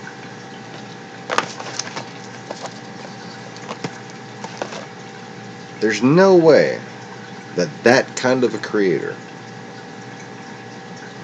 would deny his children of the opportunity to be whales in space. Wouldn't that be great? Just be like a whale in space or like a dolphin in space.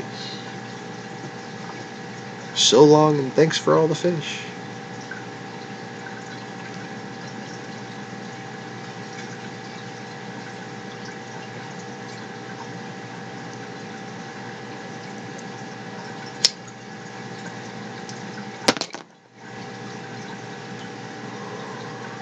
Boy.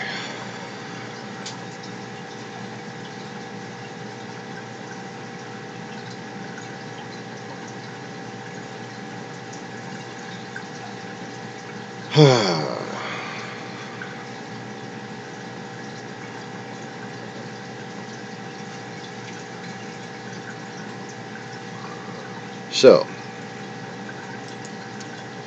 on Noah's Ark,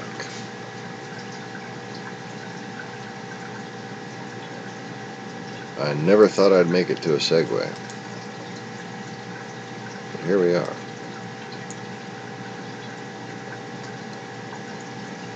You had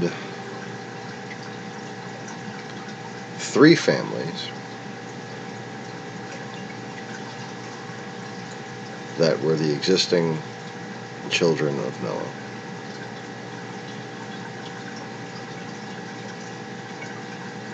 And then you had a son of Cain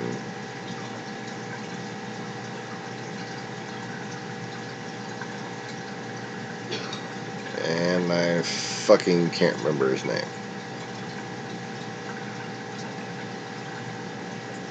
The ancestor of Hiram Abiff, or whatever.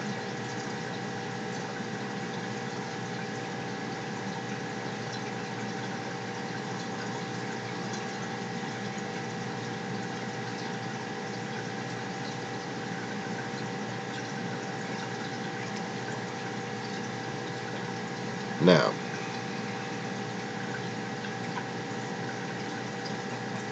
the sons of Noah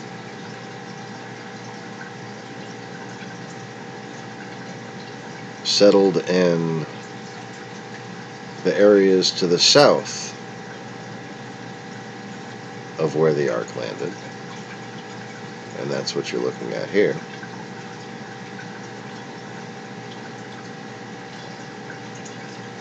But the sons of Cain, they didn't feel welcome. They didn't feel wanted. It's completely nonsensical to think so.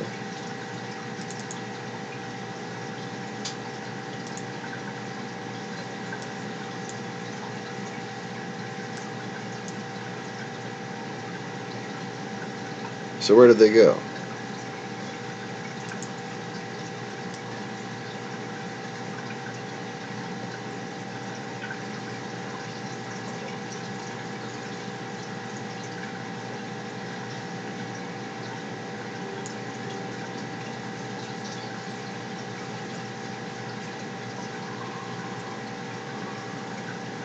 Here you have the separation of the tribes of Shem, Ham, and Japheth.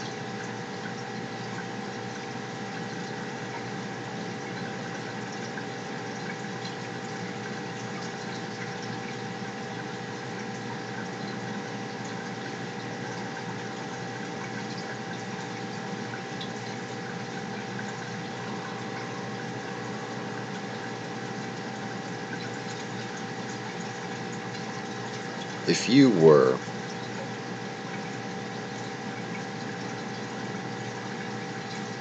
a hater of this creation and hated by this creation, if you thought that everyone here was out to get you,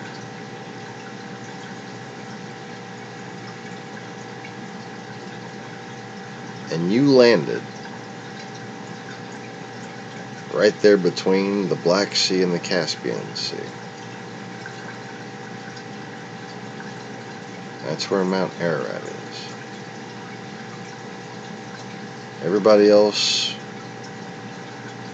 found those rivers, saw the sun, went towards it.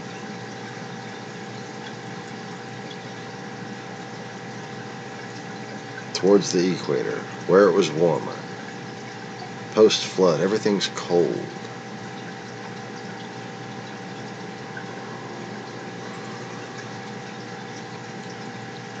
And they settled all the way down that river.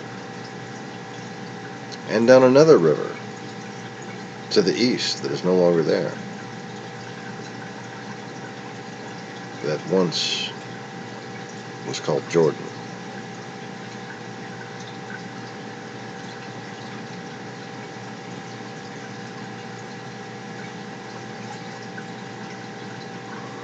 Only a little is left. The rest was blocked by a mountain.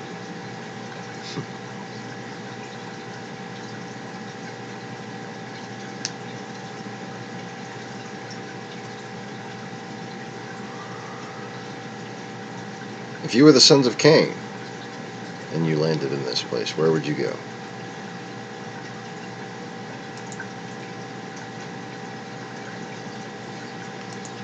You would inevitably go north.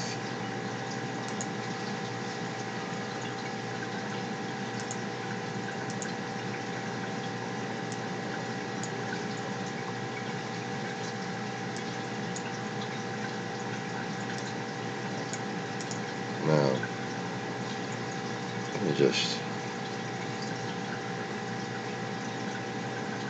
center in on this a little.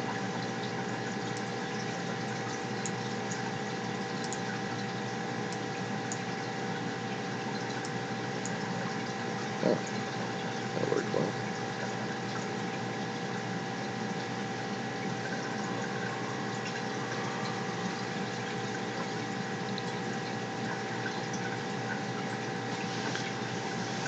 You see, north of Mount Ararat, there is a entirely different type of terrain.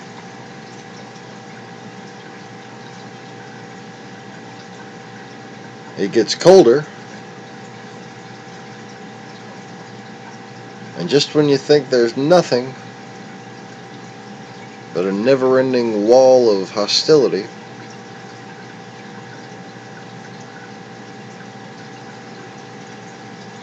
it opens up into one of the most easily inhabitable plains of that era. A place where tillers of the soil would be in paradise. There is no doubt that could be considered credible that if Noah's Ark landed in Ararat, where it has historically been known to have landed, where it may have in fact been photographed a couple of times,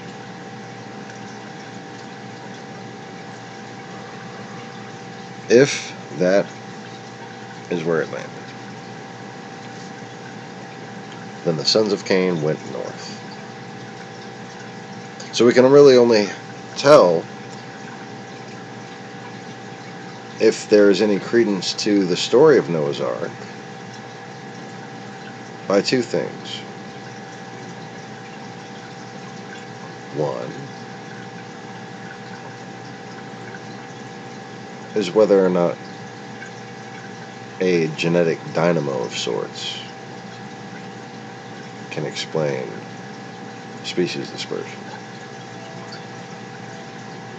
when one considers a soul's attachment to celestial objects. And two is that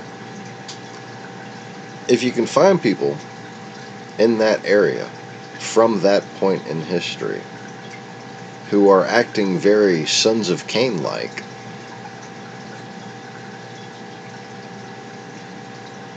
then their existence, their very habits, their very nature, their opposition to the rest of civilization does in fact prove the likelihood of Noah's Ark at least being an actual event, as well as that it landed somewhere in the vicinity of the Armenian mountains.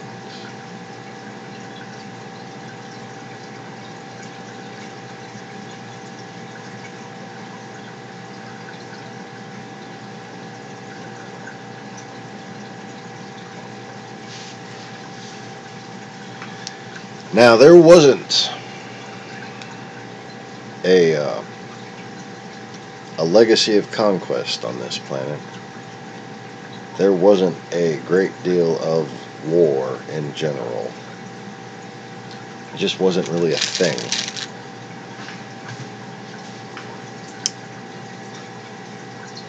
Until these people called the Hittites showed up.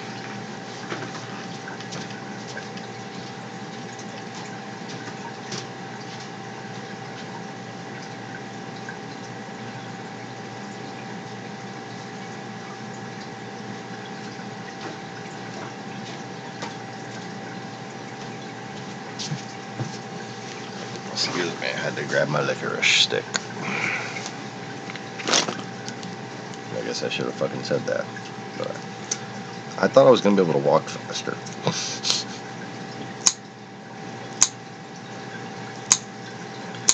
Okay. Oh yeah, I haven't eaten today. Or yesterday. Just been too fucking busy. Okay.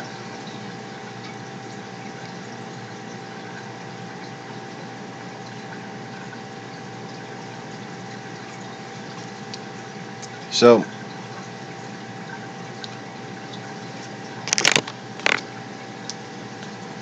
there was a tribe that had settled in the northern area of the Anatolian Peninsula around a lake that exists there.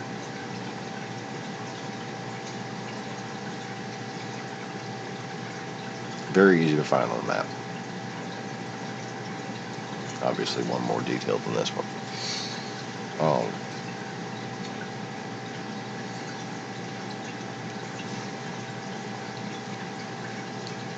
Well, these people found themselves conquered overnight. And the people that conquered them seemingly came out of nowhere.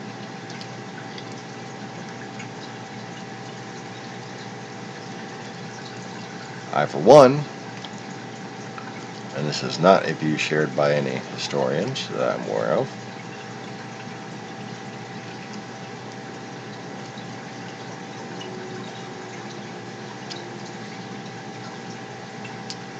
think that these people came across the Black Sea into Anatolia from Crimea.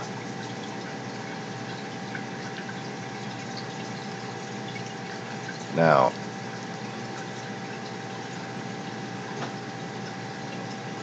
after they had assumed the territory of these people, I believe were called the Hotlands,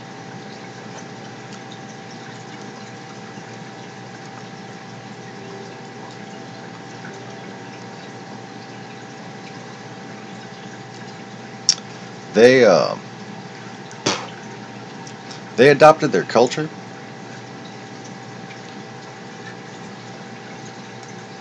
They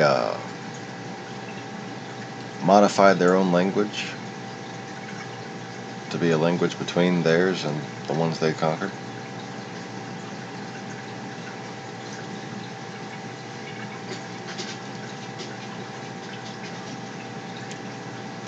And they established a very strong kingdom with the support of a secret alliance, basically. They were a puppet state, the Hittites, that first great empire in history. Nothing but puppets.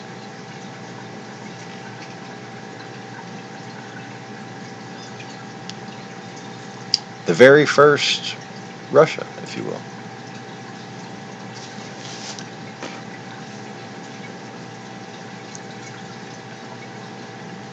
Indigenous, yes, but foreign also.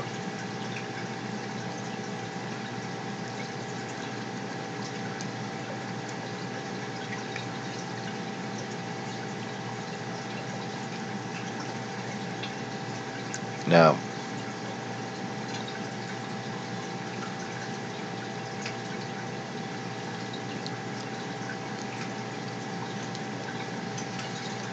Hittite almost certainly must have a different ancient pronunciation.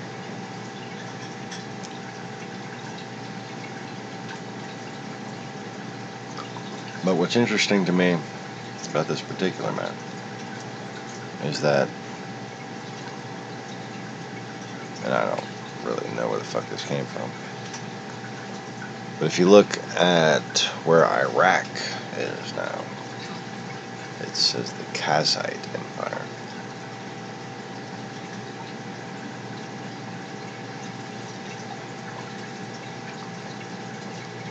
And that is on the other side of Ashura.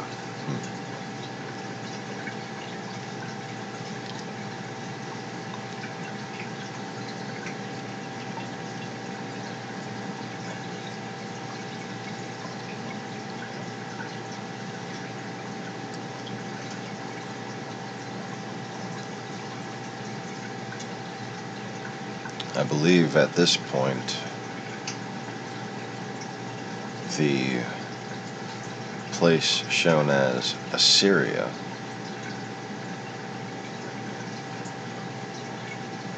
is where the now Asian people That's settled.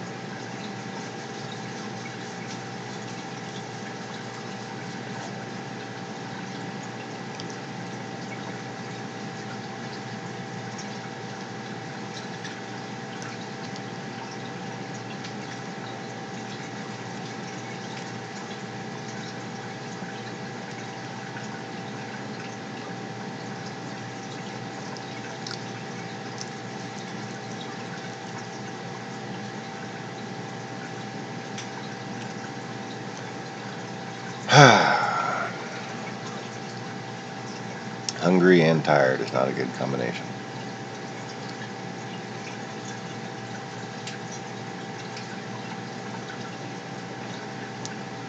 But I'm trying. I'm sorry. I'm sorry I'm fucking so slow-paced and shit right now.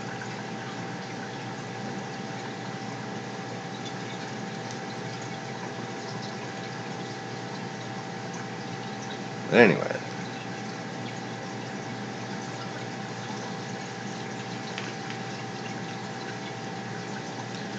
So if you look up at the north of this map, you see some interesting little groups. And now, bear in mind that none of these necessarily occur at the exact same time. They're just in the same general time period as far as the evidence of the digs and the speculated dates go.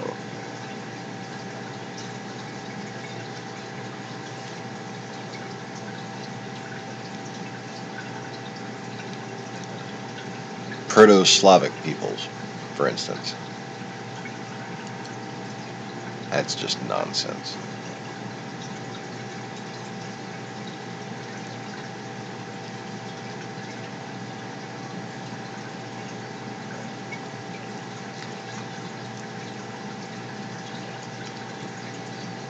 But look in the green writing all the way on the right, above Iranian pastoral peoples. Andronovo, Fedorovo culture.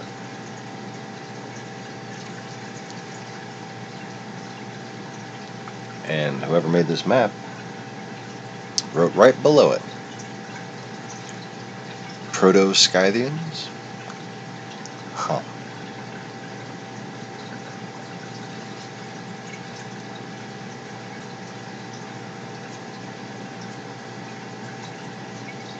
If you can put this on a big screen TV, I highly recommend it.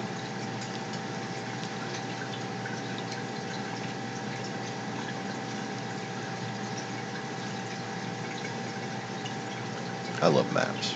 I enjoy looking at historical maps.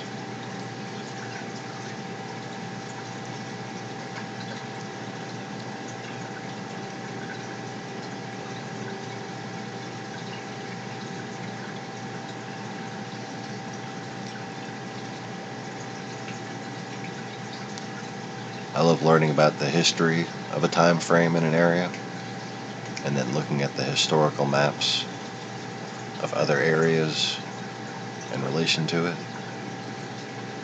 and learning that while this was going on here, this was going on there. Love that.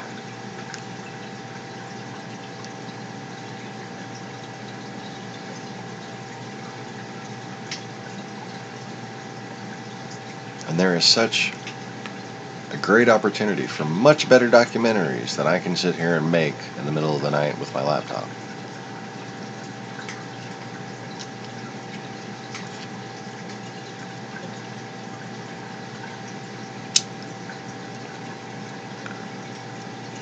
But keep in mind that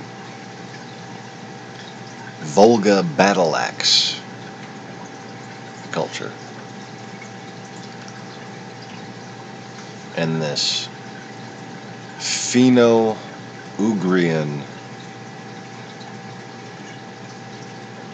Ugwir. That's what that is. Ugwirs. Tagia hunter-gatherers.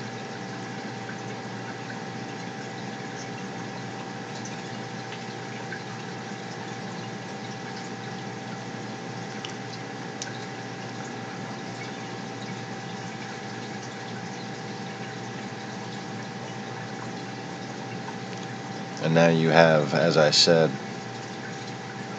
I didn't even realize until just fucking now, the land of Thrace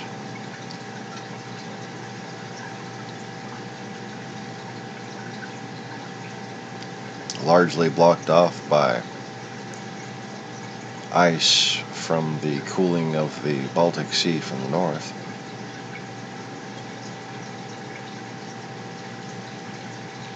Rarely did those rivers actually go out into the sea, even in Germany. Even in the north of France. Well, only really in the north of France.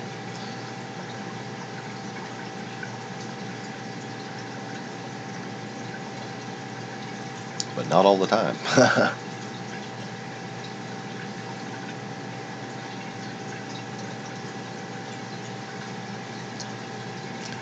Thrace.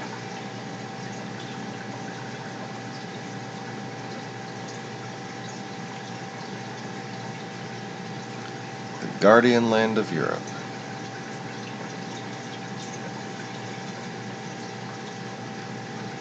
You see, if you go from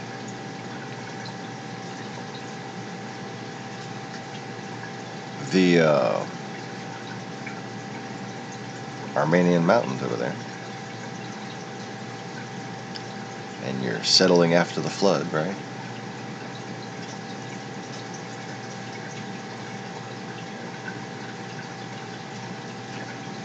You'd come to that land right above Constantinople and see that lovely area between mountains with all those lovely rivers. Great place.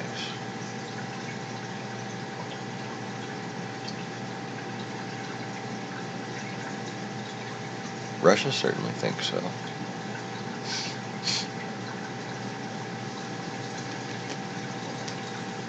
That is the ancient valley of civilization right there.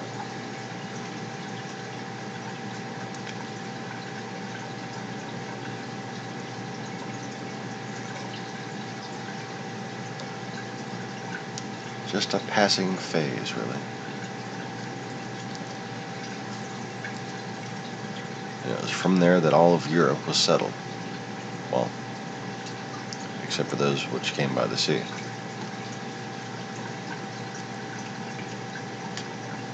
Now,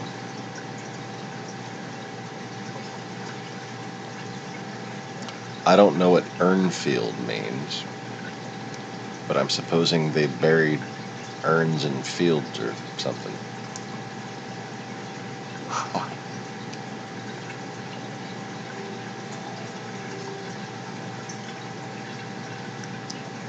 But you should have basically three people. One in Britain and France, one in Spain, and one in Germany. And a unifying culture that had existed to the east of them in Thrace.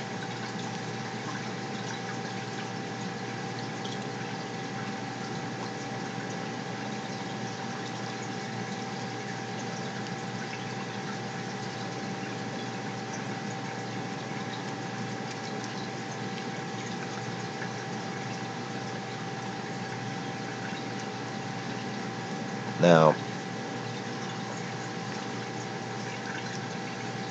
I think it is perhaps the case that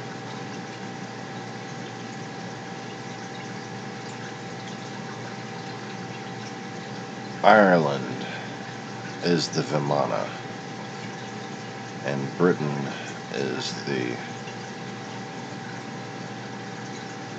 impact crater of sorts.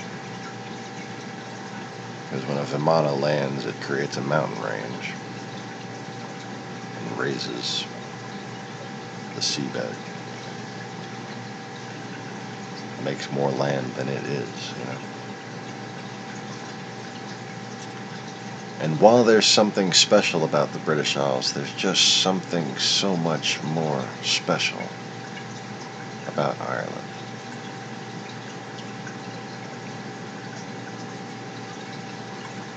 And even Scotland. Maybe it broke into pieces.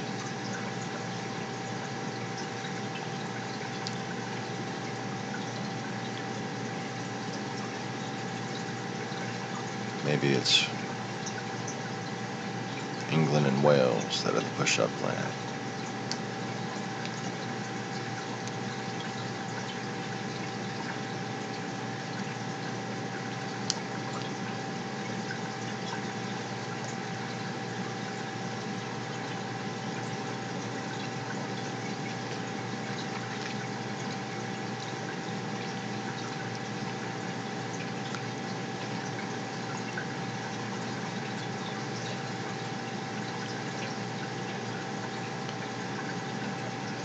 But a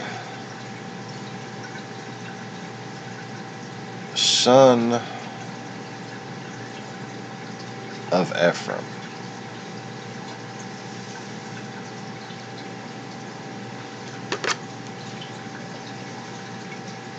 who was born in Ireland before it was called Ireland,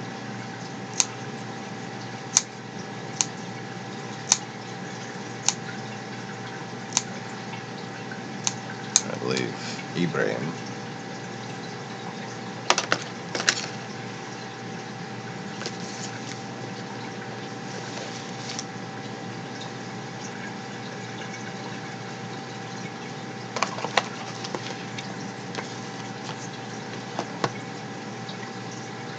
he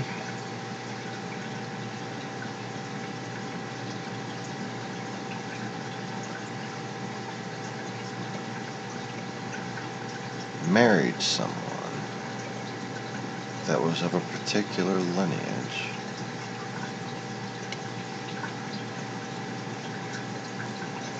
And their union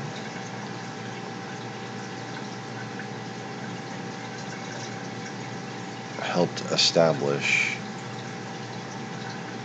a second chance at world peace.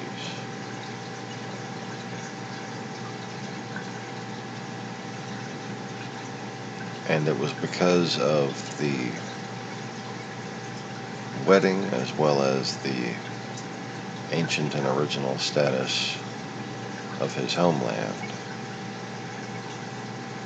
that there was for a time a world government in Ireland.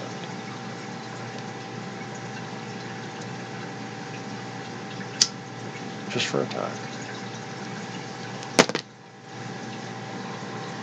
The center of the world had been Constantinople, or Camelot.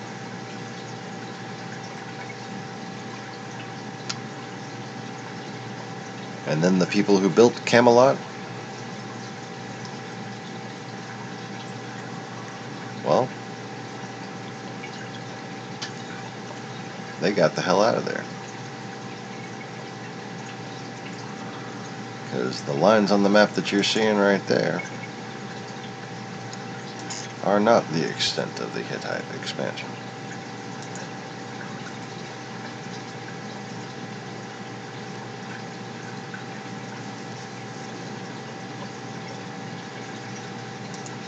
In fact, I'm starting to like this map less and less. There's only a couple of things that are very interesting about it.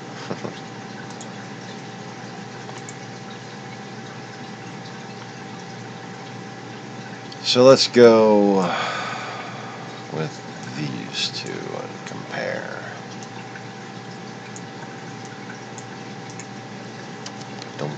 Dump.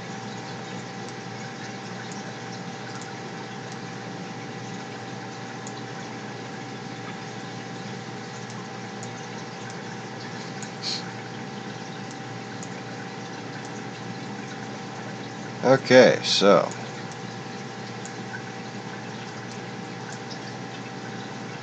Allegedly, nothing to see on the right.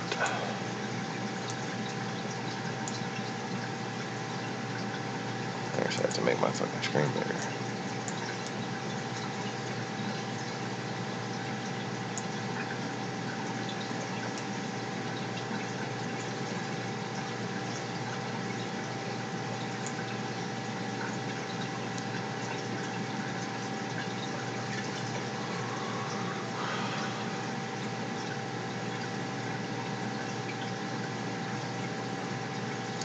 I don't get the whole Iberia thing. I mean, the Iberian civilization is what you're looking at here on the left. That's all Iberia.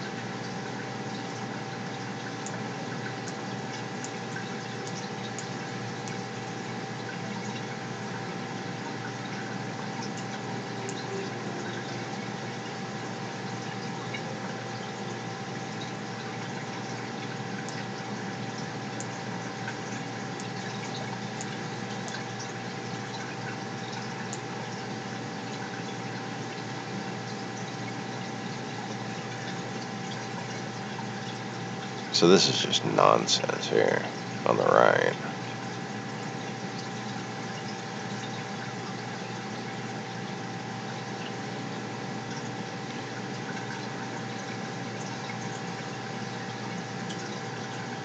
The only thing it really has right is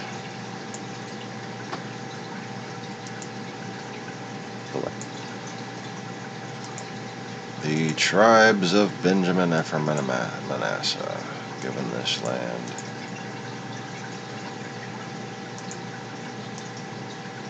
By God. And this correctly because it includes the very, very Irish, Gaelic type people. And it's, in fact, really centers around them.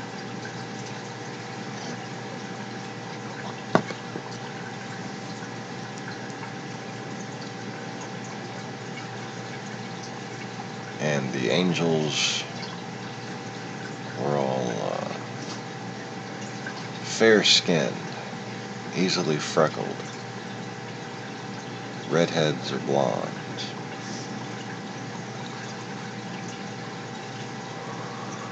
And it wasn't until later, upon a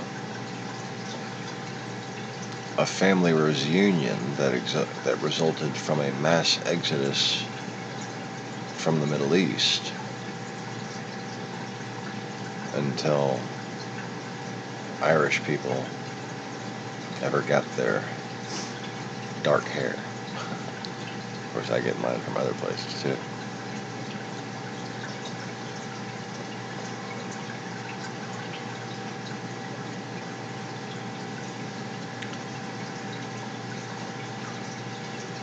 And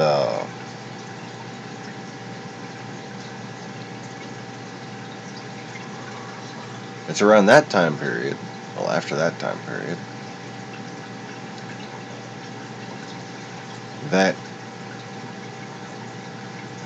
this Celtic empire becomes the Gaelic Empire, or the Empire of Gauls.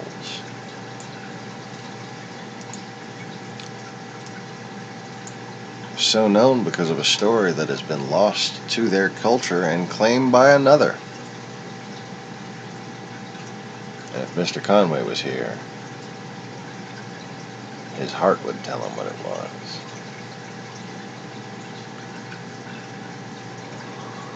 And I think perhaps Mary might.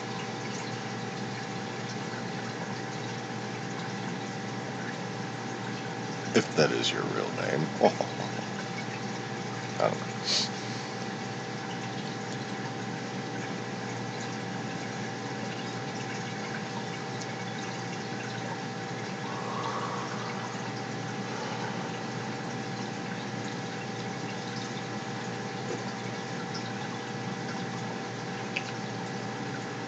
So here is when the shit went down.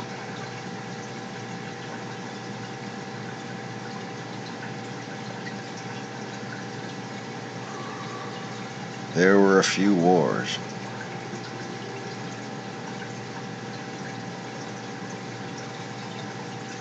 There were a couple of little conflicts, a couple of misunderstandings, a couple of propaganda victims.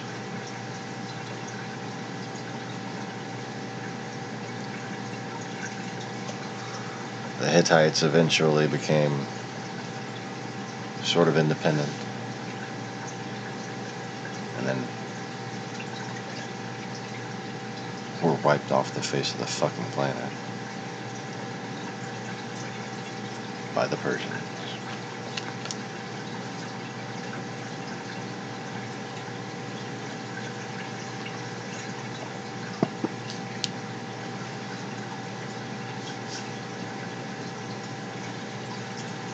And the Persians, they came face to face with somebody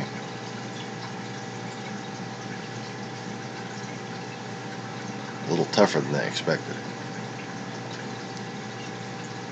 And it wasn't the Greeks.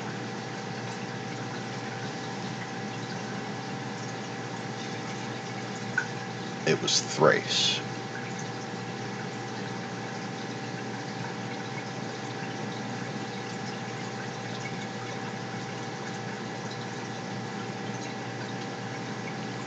And if anyone had raised an army that was more than a match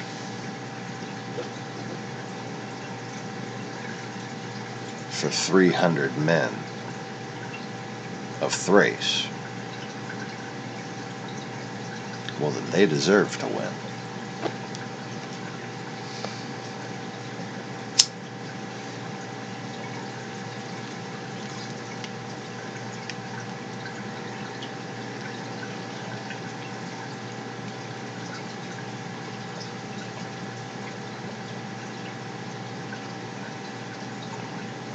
Now, it was during this time that you have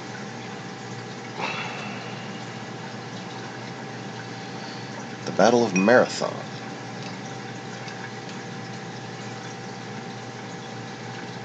Again, covered up and claimed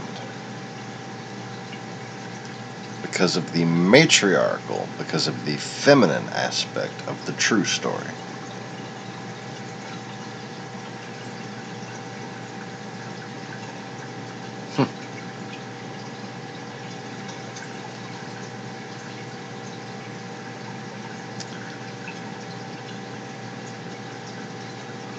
And then there was,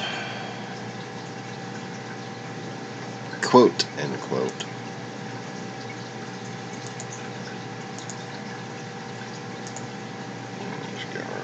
I have a couple of little hiccups.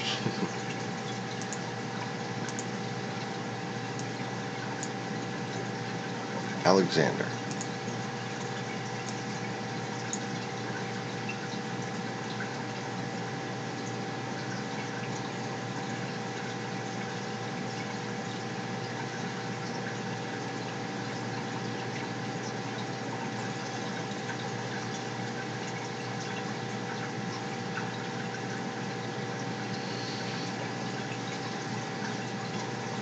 Now, what you might notice about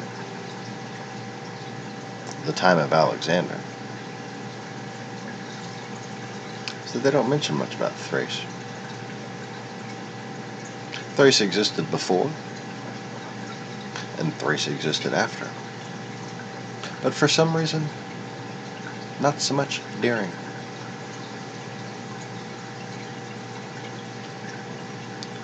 That is because here is the beginning of Greek greatness as a deception. Here is the second Russia. But this one would be the mother of all future plans of conquest. And this one was led by an incarnation of their mother.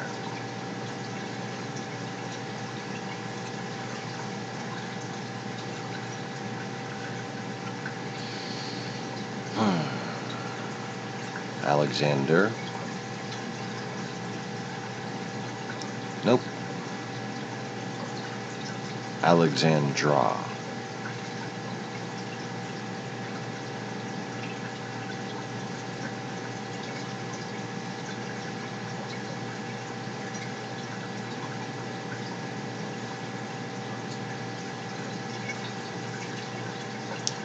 Alejandra.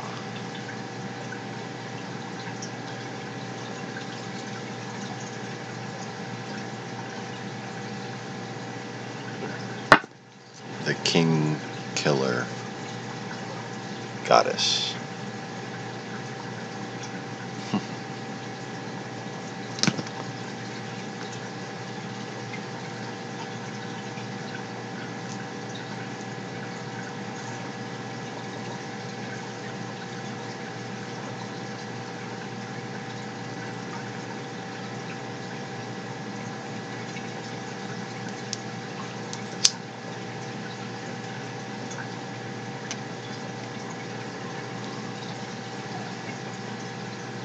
Now,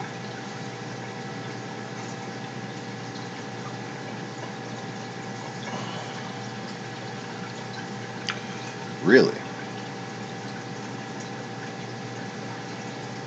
taken in context but not literal meaning,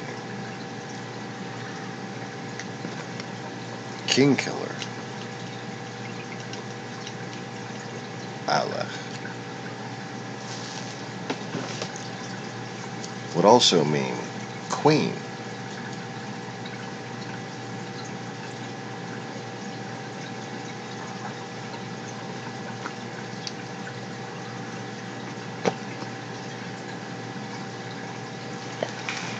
And it was at this time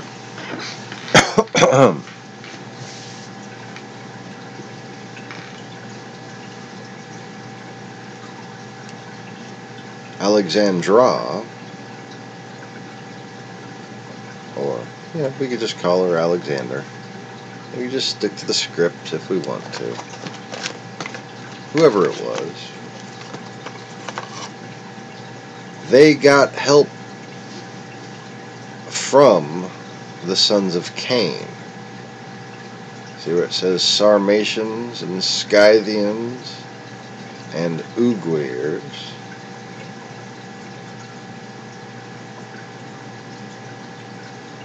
Turco-Mongolians, Siberians,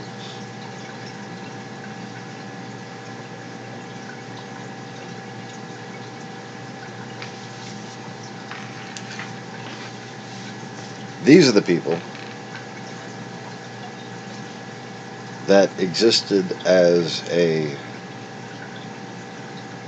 nomadic, unified culture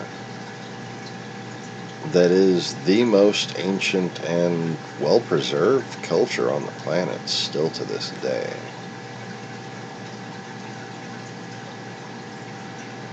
I mean, you know, respect due or respect given where respect is due, right? It's not their fault every other culture was... Oh, wait, shit.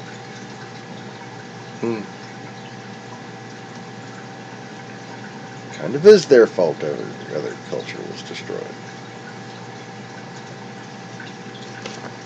Isn't that special?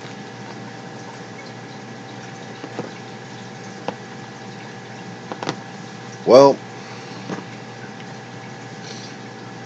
they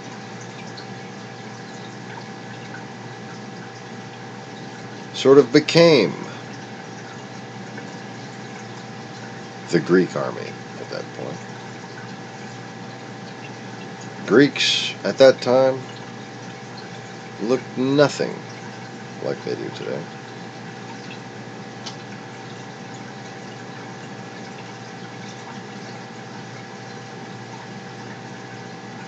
They were very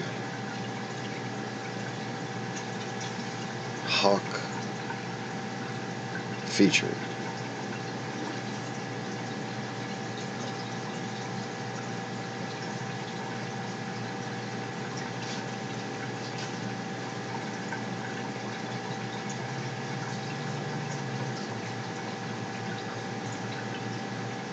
they had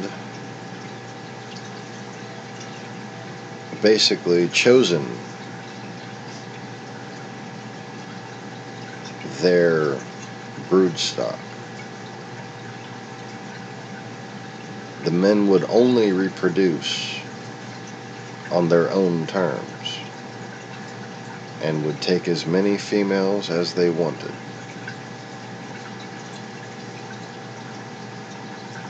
But they would be selective about their women. And even weak children would be put to death. And no, that was not the tribe that defended Crees. Those are the characteristics overwritten onto that tribe. Sparta. They insult the name.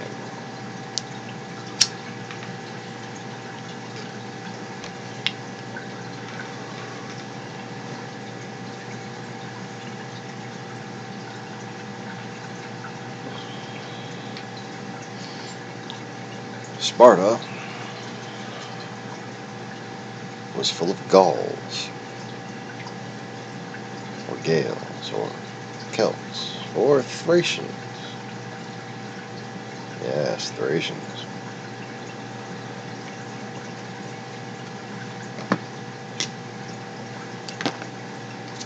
But anyways,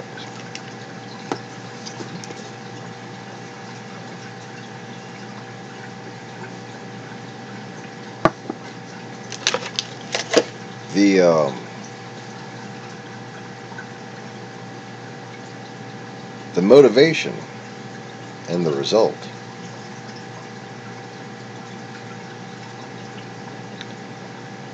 held until the dawning of the Roman Empire.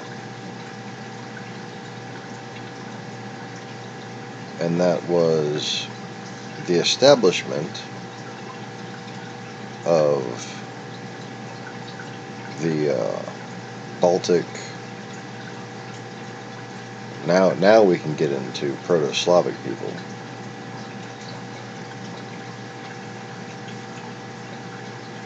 Through raiding of the Celtic lands and generational resettlement of the areas that had either opened up and become more warm and become more hospitable, or that they had previously slash and burned.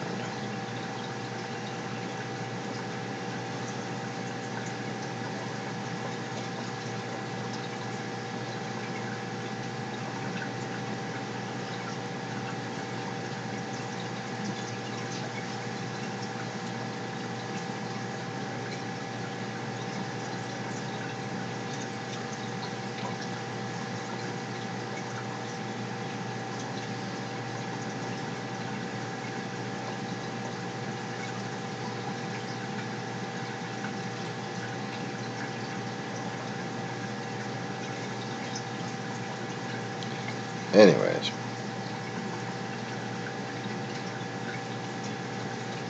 so here you have the disappearance of the land of Thrace for a time.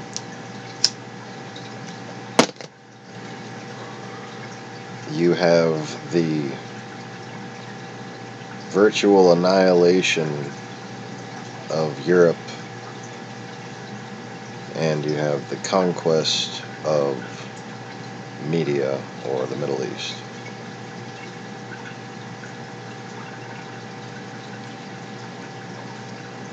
And then some.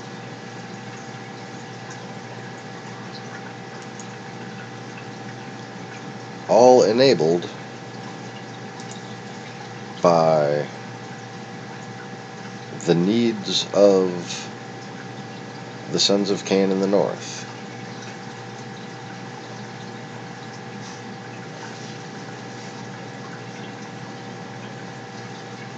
To establish a puppet kingdom,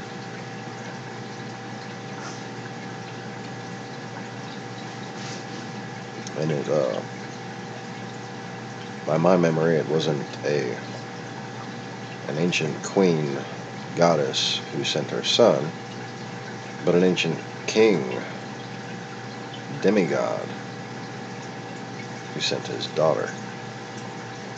And that was Alexandra the Great.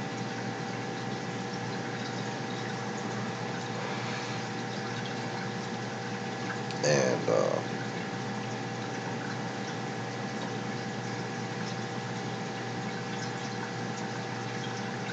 she was a terrible bitch.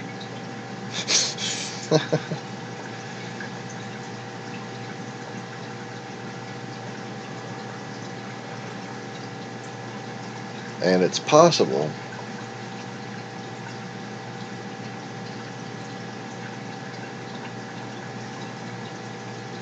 that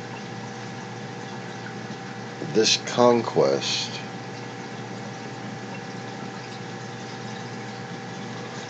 didn't even occur in this order. Instead of left to right,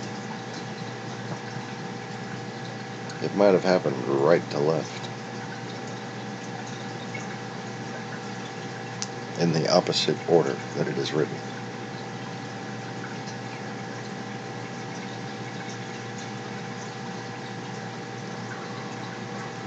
My reasoning behind this is mostly a fear.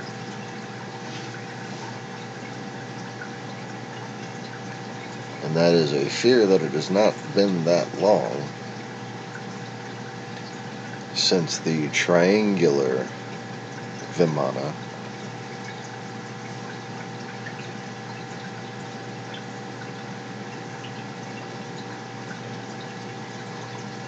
of she who sought perfection.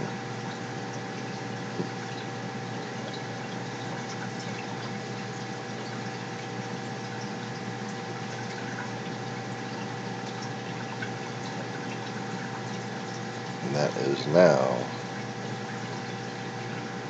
the entire southern portion of India.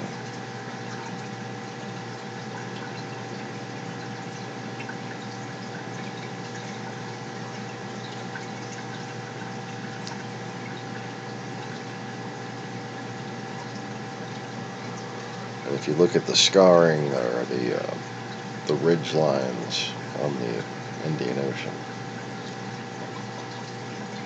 it looks like it slid into place after a crash landing.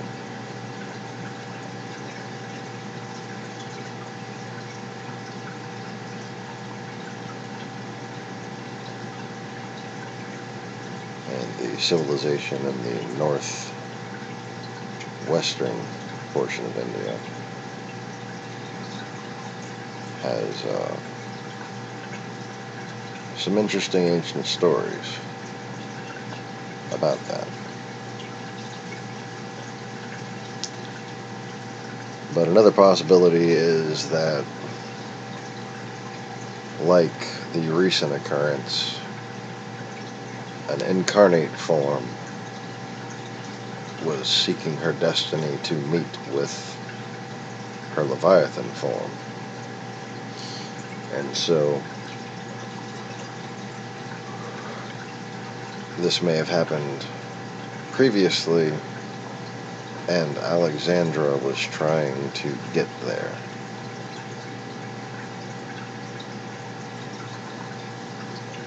But nobody crosses that second fucking river, man. Not back then.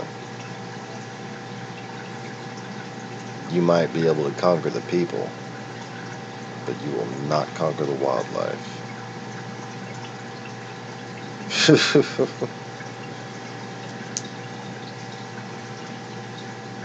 Not in that time. I don't know how it is now. Not in that time.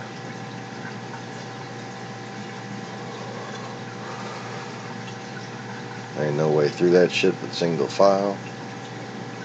And there's no way to survive single file.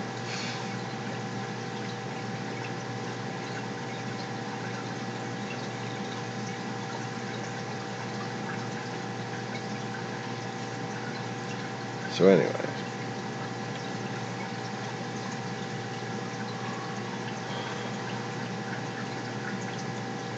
Looks like at that point one goddess got there and another goddess had taken up residence from further east.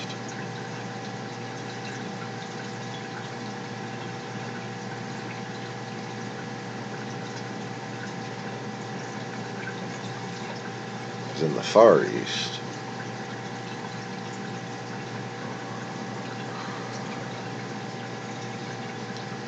there was another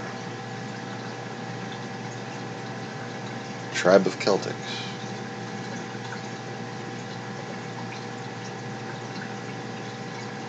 Tribe of angels, really.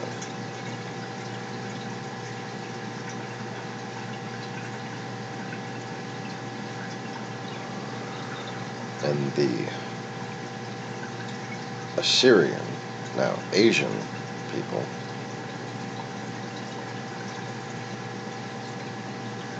found her wisdom and built a great civilization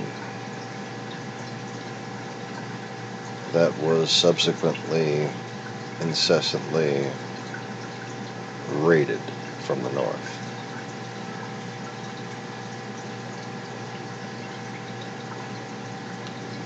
So they built this little thing called a wall. You might have heard of it. They say it was a great Wall of China. Yeah, the Great Wall of China.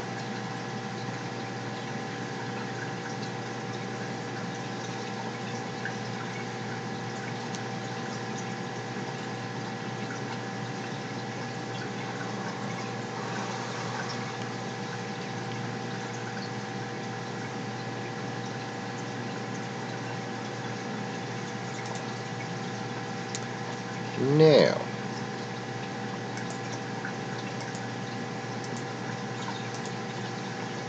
let's see here. Let's see. Alexander. And then what's this right here? A little more of that.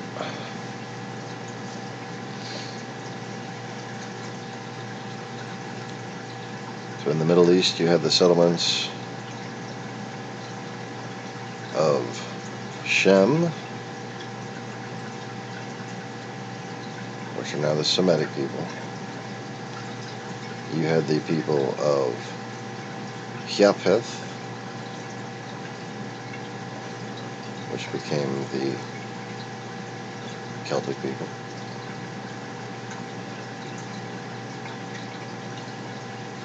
Or the black people, African people, whatever. Those are two possibilities. But there's a considerable amount of consensus about Ham being the same as Han. So now after the Assyrians were forced to flee their land,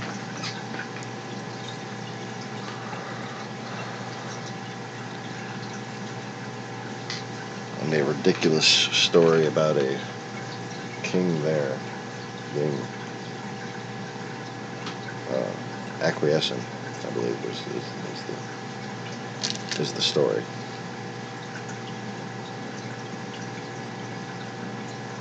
We have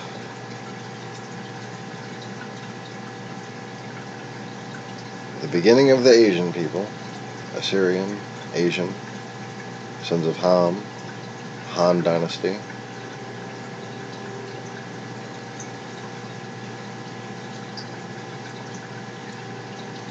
And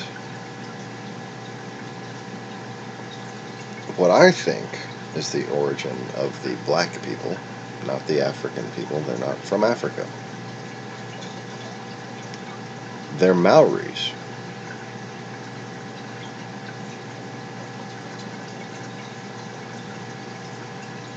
The original, most ancient form. Now, the ones in New Zealand and Australia have had genetic disparity or evolution, yeah, that's actually appropriate, that makes them the existing Maori in New Zealand, or the Aborigines of Australia, and especially the very dark-skinned Indian people, look not as black as Africans, but Africans look blacker, so we assume that that's where they all came from, because we're all fucking a little racist, is why.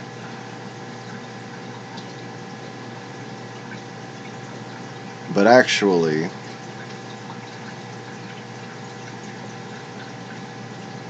the Maorian and Maori were the same people. The current state of Aboriginal Australian and New Zealand natives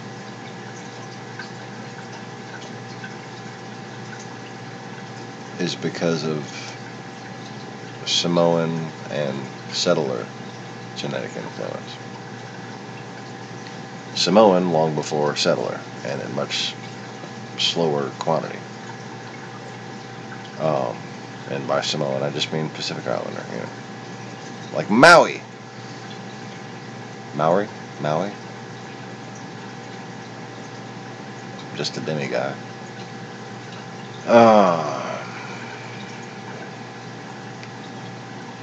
You're welcome.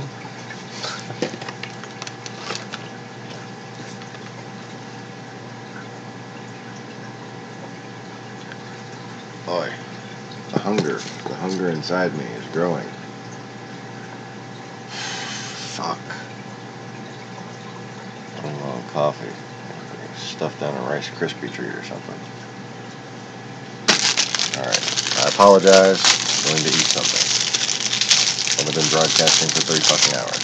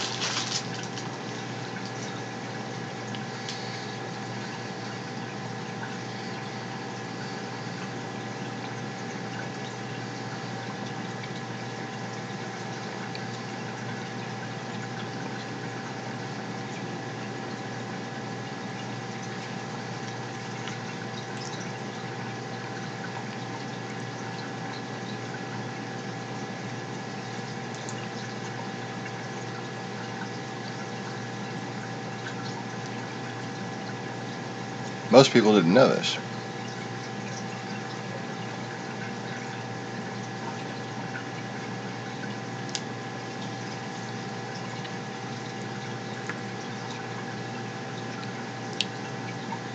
But the Greeks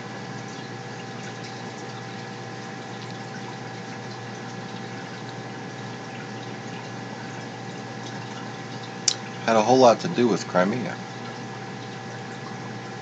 and the foundational civilization of Russia. It's the Greeks that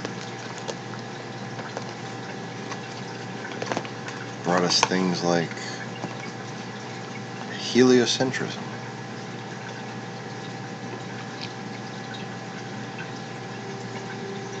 the modern-day Tower of Babylon,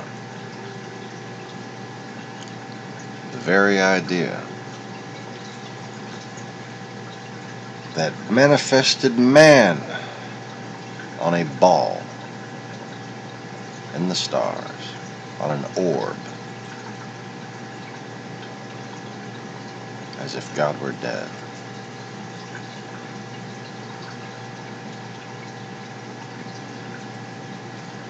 A dead spirit is an orb.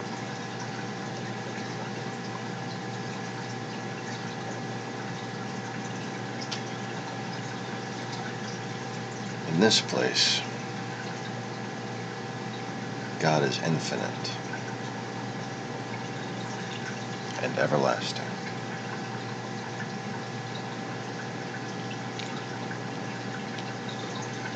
Now you can be on either one, depending on your perspective. But I'm just saying, there's a better way forward for humanity. And that involves having a vote the other way. And regaining that state of growing until you're done. And even releasing the curse of death from this place.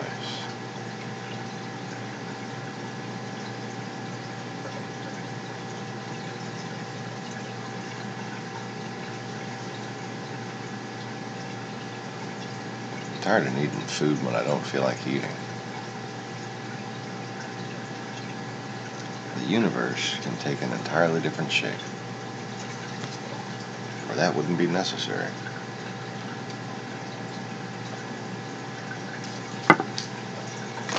But anyways.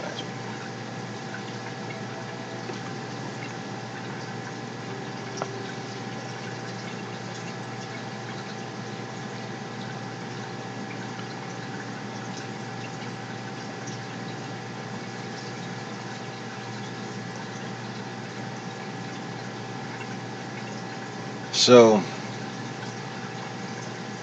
Taurus,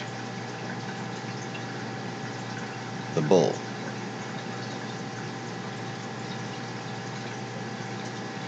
Tyrus, tyrant,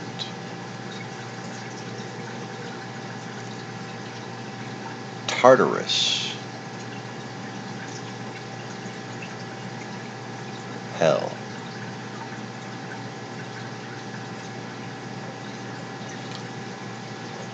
When I see this island, all I can think of is being sold, being a commodity, being a prisoner product.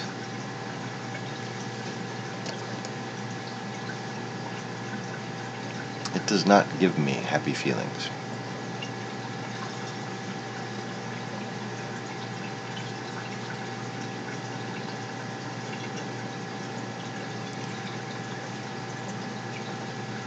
This is the false Israel. It is also called the land of milk and honey. It is the land of Gog.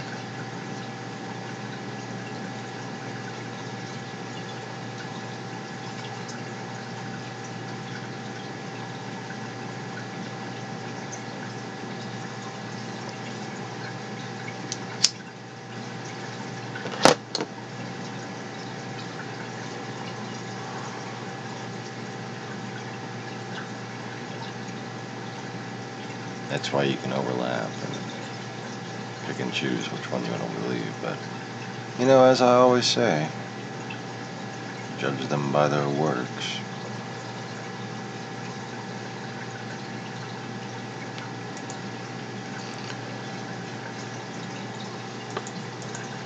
Now, let's see here.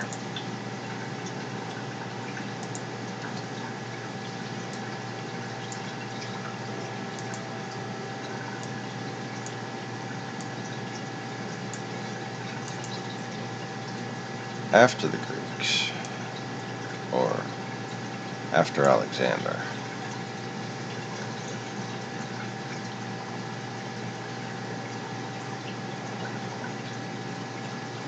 you had a Renaissance, which the Greeks, that's these guys up here, you know, the ones that kind of look like modern day Armenians or Russians,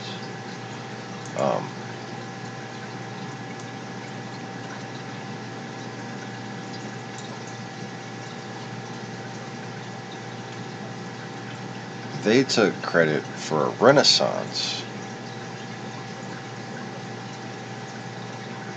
that was happening in a place that they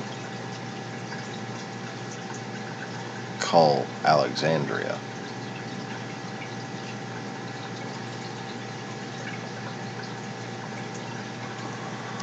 But the fact of the matter is,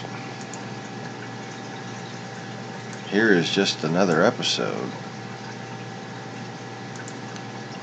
of someone taking credit for what they conquer.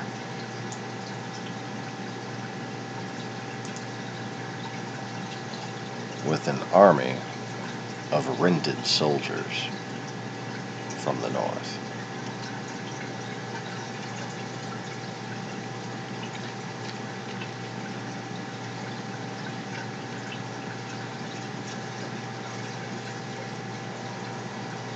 Now,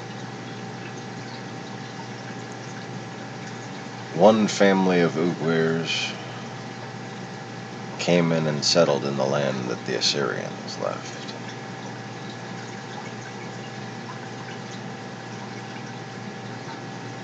But further south than that,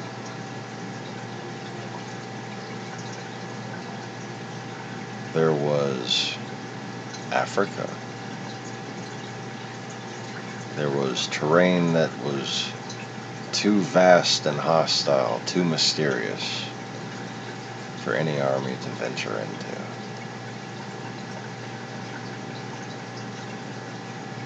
And so the Celtic culture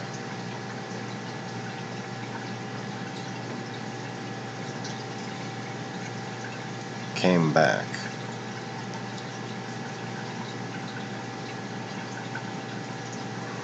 And turned the ancient Hebrew homeland of Palestine and Egypt, or Palestine and Kemet, into what we now know as Egypt.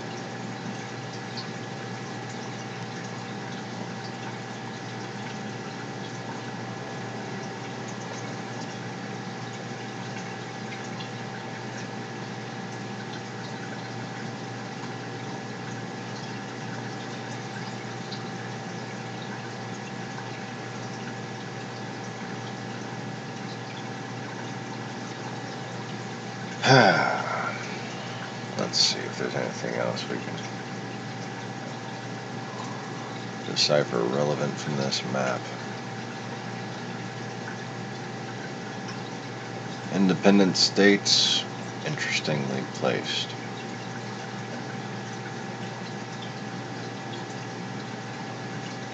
There you have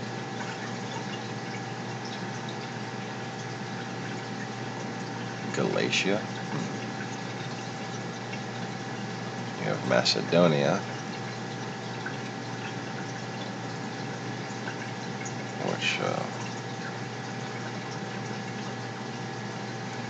is true Greece, or Greece in the modern context.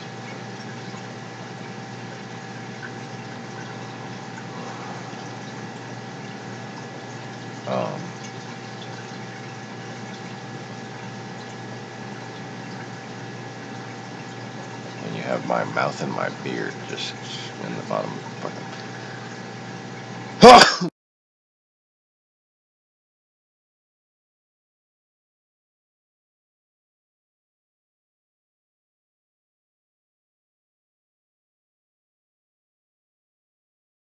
Excuse me.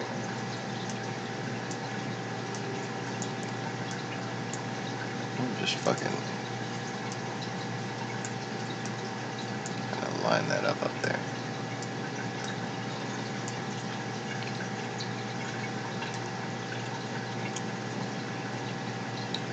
While them conquests were going on, this was going on.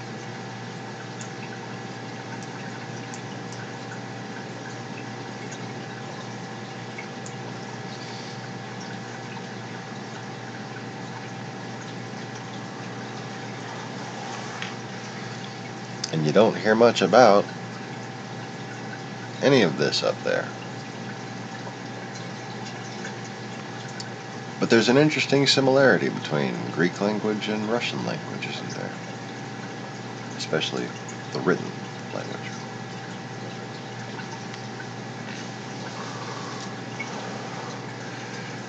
And one thing they cling to that also correlates them, two things even, the orthodoxy and socialism.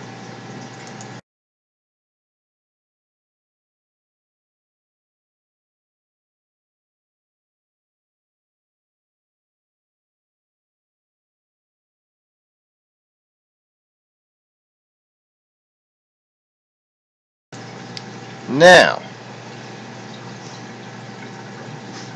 okay.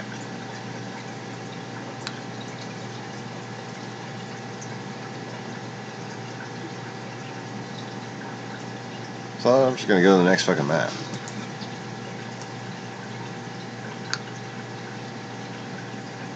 Because this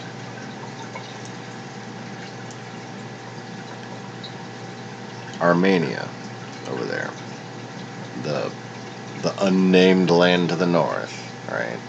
Nothing beyond those mountains, nothing to see here. Certainly nothing connected to those Greek city-states in Crimea, or the area that at this point consumed Thrace and basically become Scythia.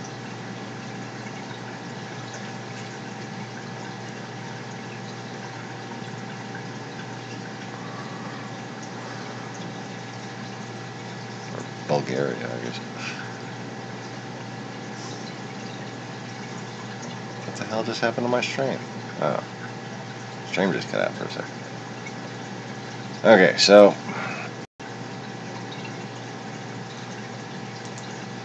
makes a little bit more sense. Now here's one map in between them. Here's the Roman Civil War. Here's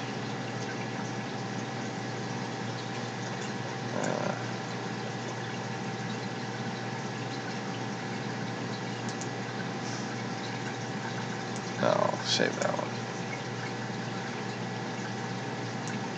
Okay.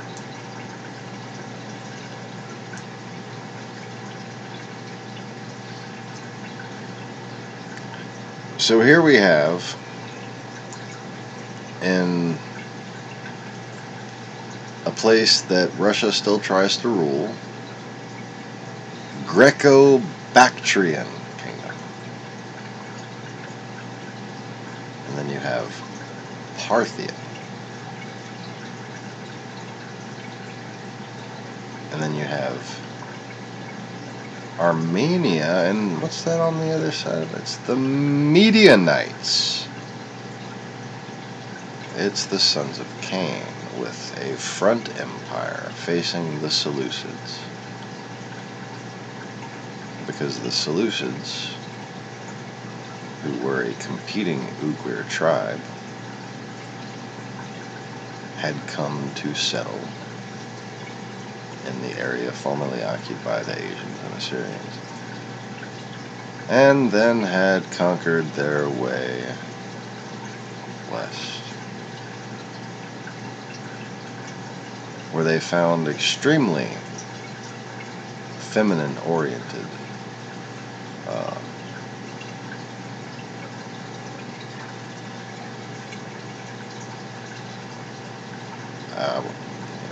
places. Places, right? I don't know if I can remember places. Because they were feminine oriented. So they were just there.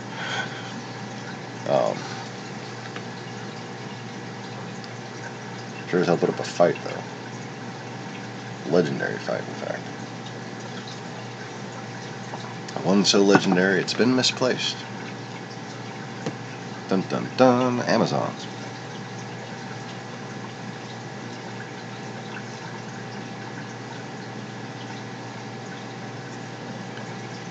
So here you have Upper Meso-Persia divided with Lower Meso-Persia. And Lower Meso-Persia was the ancient land of the Museum, the daughters of muses.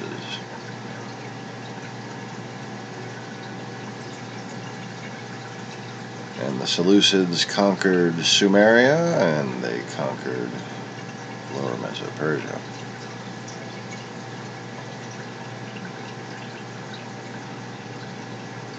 And at this time,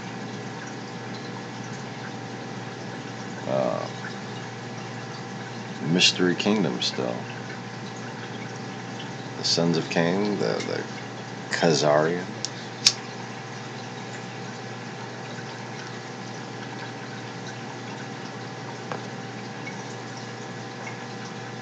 They had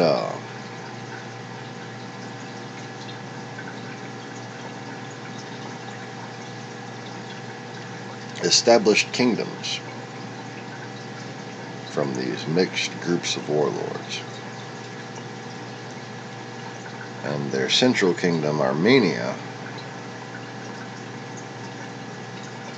was where they did all their trading from. And at that time, the capital was in the same place as Mosul is now.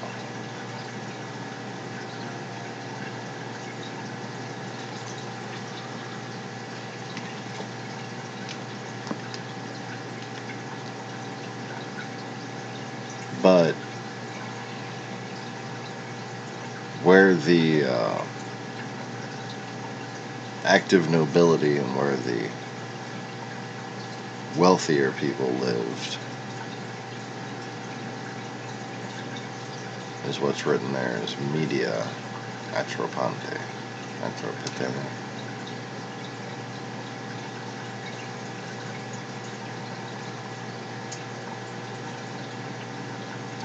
Alright, so to bring Elizabeth up to speed, and to any new viewers, Marie Elizabeth, whatever your name is, to bring the new girl up to speed, new girl, and to any other new viewers, God forbid we should have some new viewers, and Keith, I know Keith is watching, he hasn't heard this on this channel yet.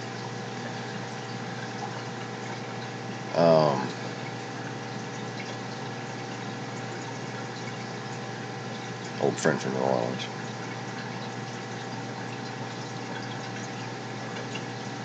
Well, media is not a file format. It is not news. It is not what you've been taught it is. It's the name of the empire.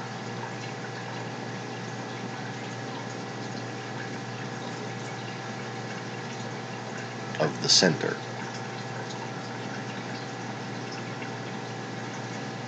It's one of those metaphysical metaphors. And I don't even know whether or not they're conscious of how news has become called media, and how media, and I'm not talking about MSNBC because that's news, well, for the most part, these days at least, has become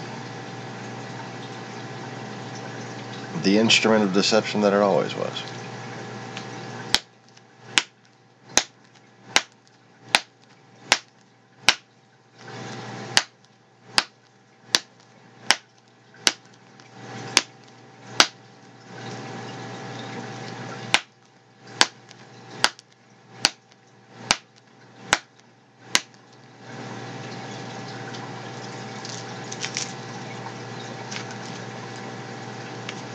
So at this point,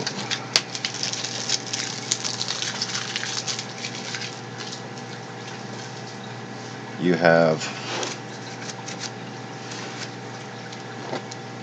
a mystery Greek-like army naval presence that historians are just baffled by. And they raid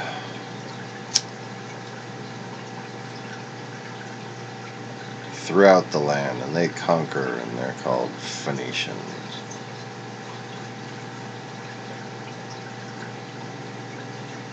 They came and seemed to have a blood vengeance against Israel. And they seem to be so easily confusable with Babylonians, and they're kind of Greek, but they're not from Greece. Not from what we know as Greece. They're from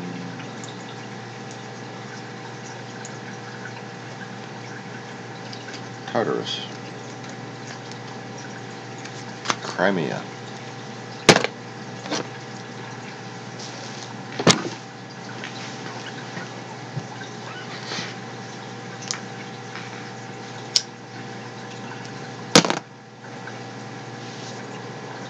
Another side of the same kingdom represented in this lower map is Armenia and Media.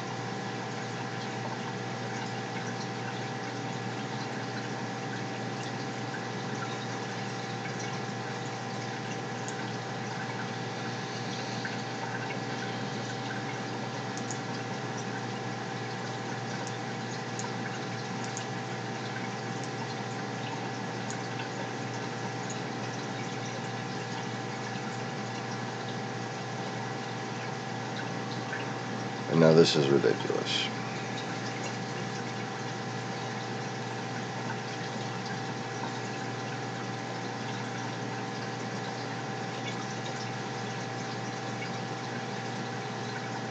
At the point when the tribes of Benjamin become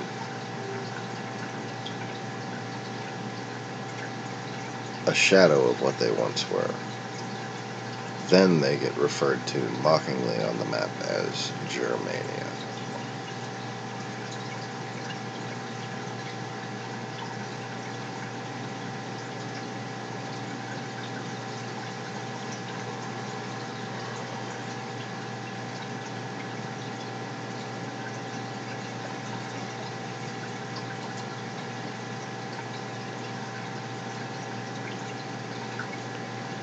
Now look at where this Roman Civil War happens. Look at how the alliances are formed. Look at where Pompey's rabble flees to once he gets killed in Egypt. They go towards Armenia. They go towards that first place that the Hittites came from. The very same.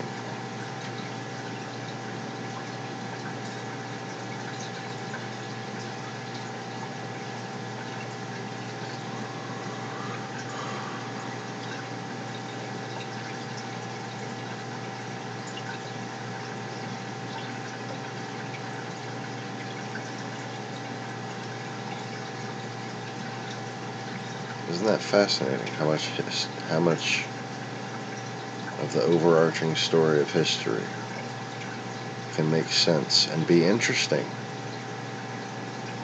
I'm not doing a good job of telling this shit. I am nursing this fucking coffee cup down.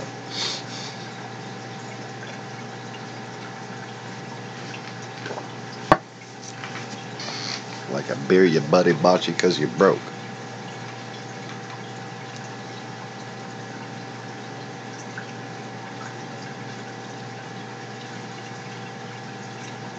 Anyways.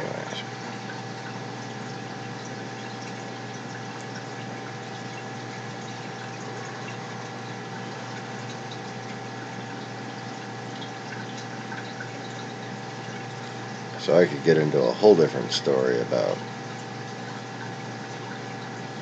what happened leading up to this, and then what happened in my lifetime after that.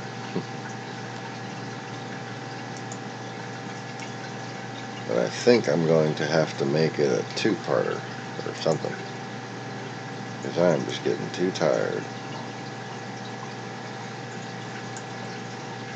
to go from there to here.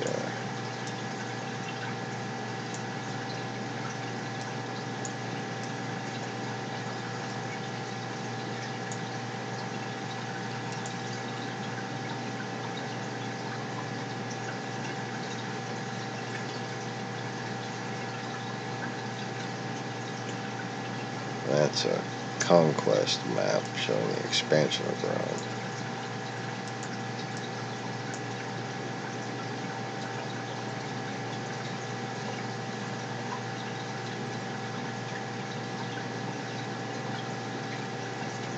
And then this is right at the time of Caesar's death.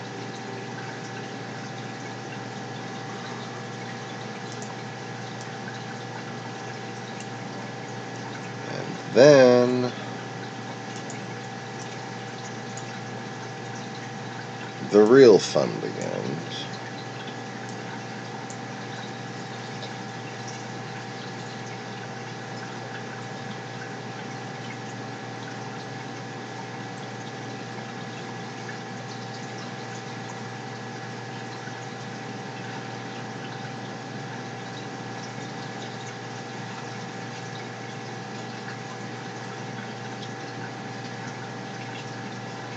Hibernia.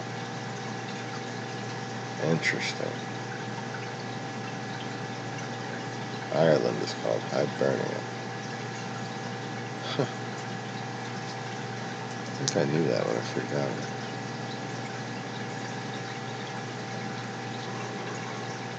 Oh.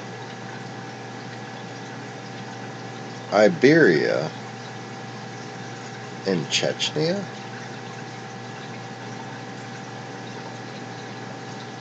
Interesting. That doesn't make any fucking sense at all.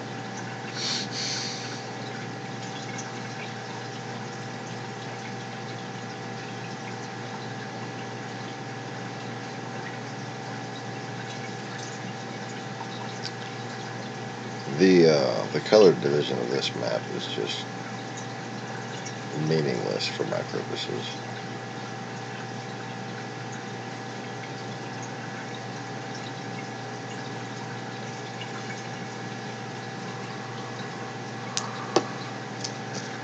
This is just the legalism of how these places are ran, which was largely based on desirability.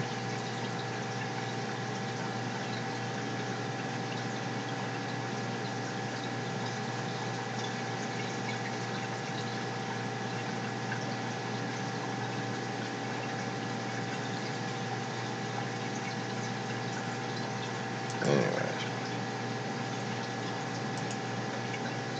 we come back to those, and then we're going to move on to the further destruction of Europe and the onslaught of the never-ending Horde that appears to have started right after the time of Christ.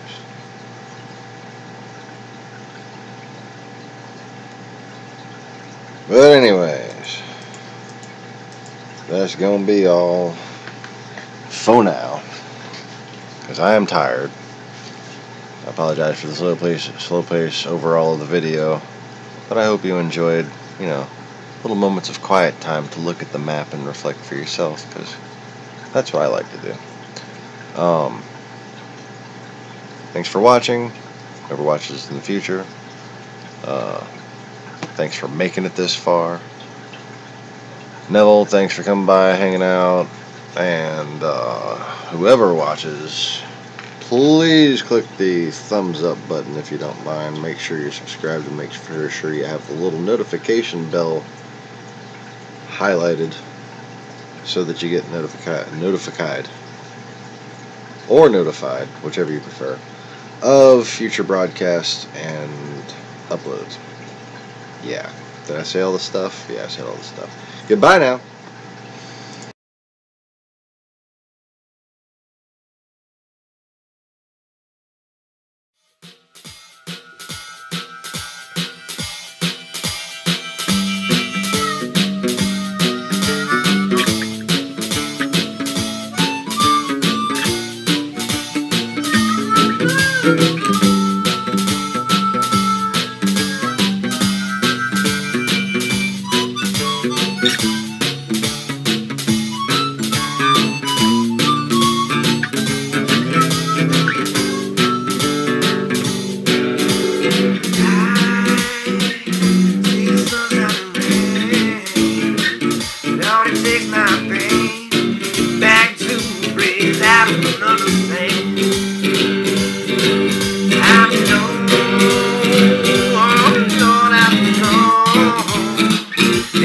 In my heart, and baby, down in my soul. You, baby, you can't take it no more. No, I know I'm walking out that door the way you treated me too many times before.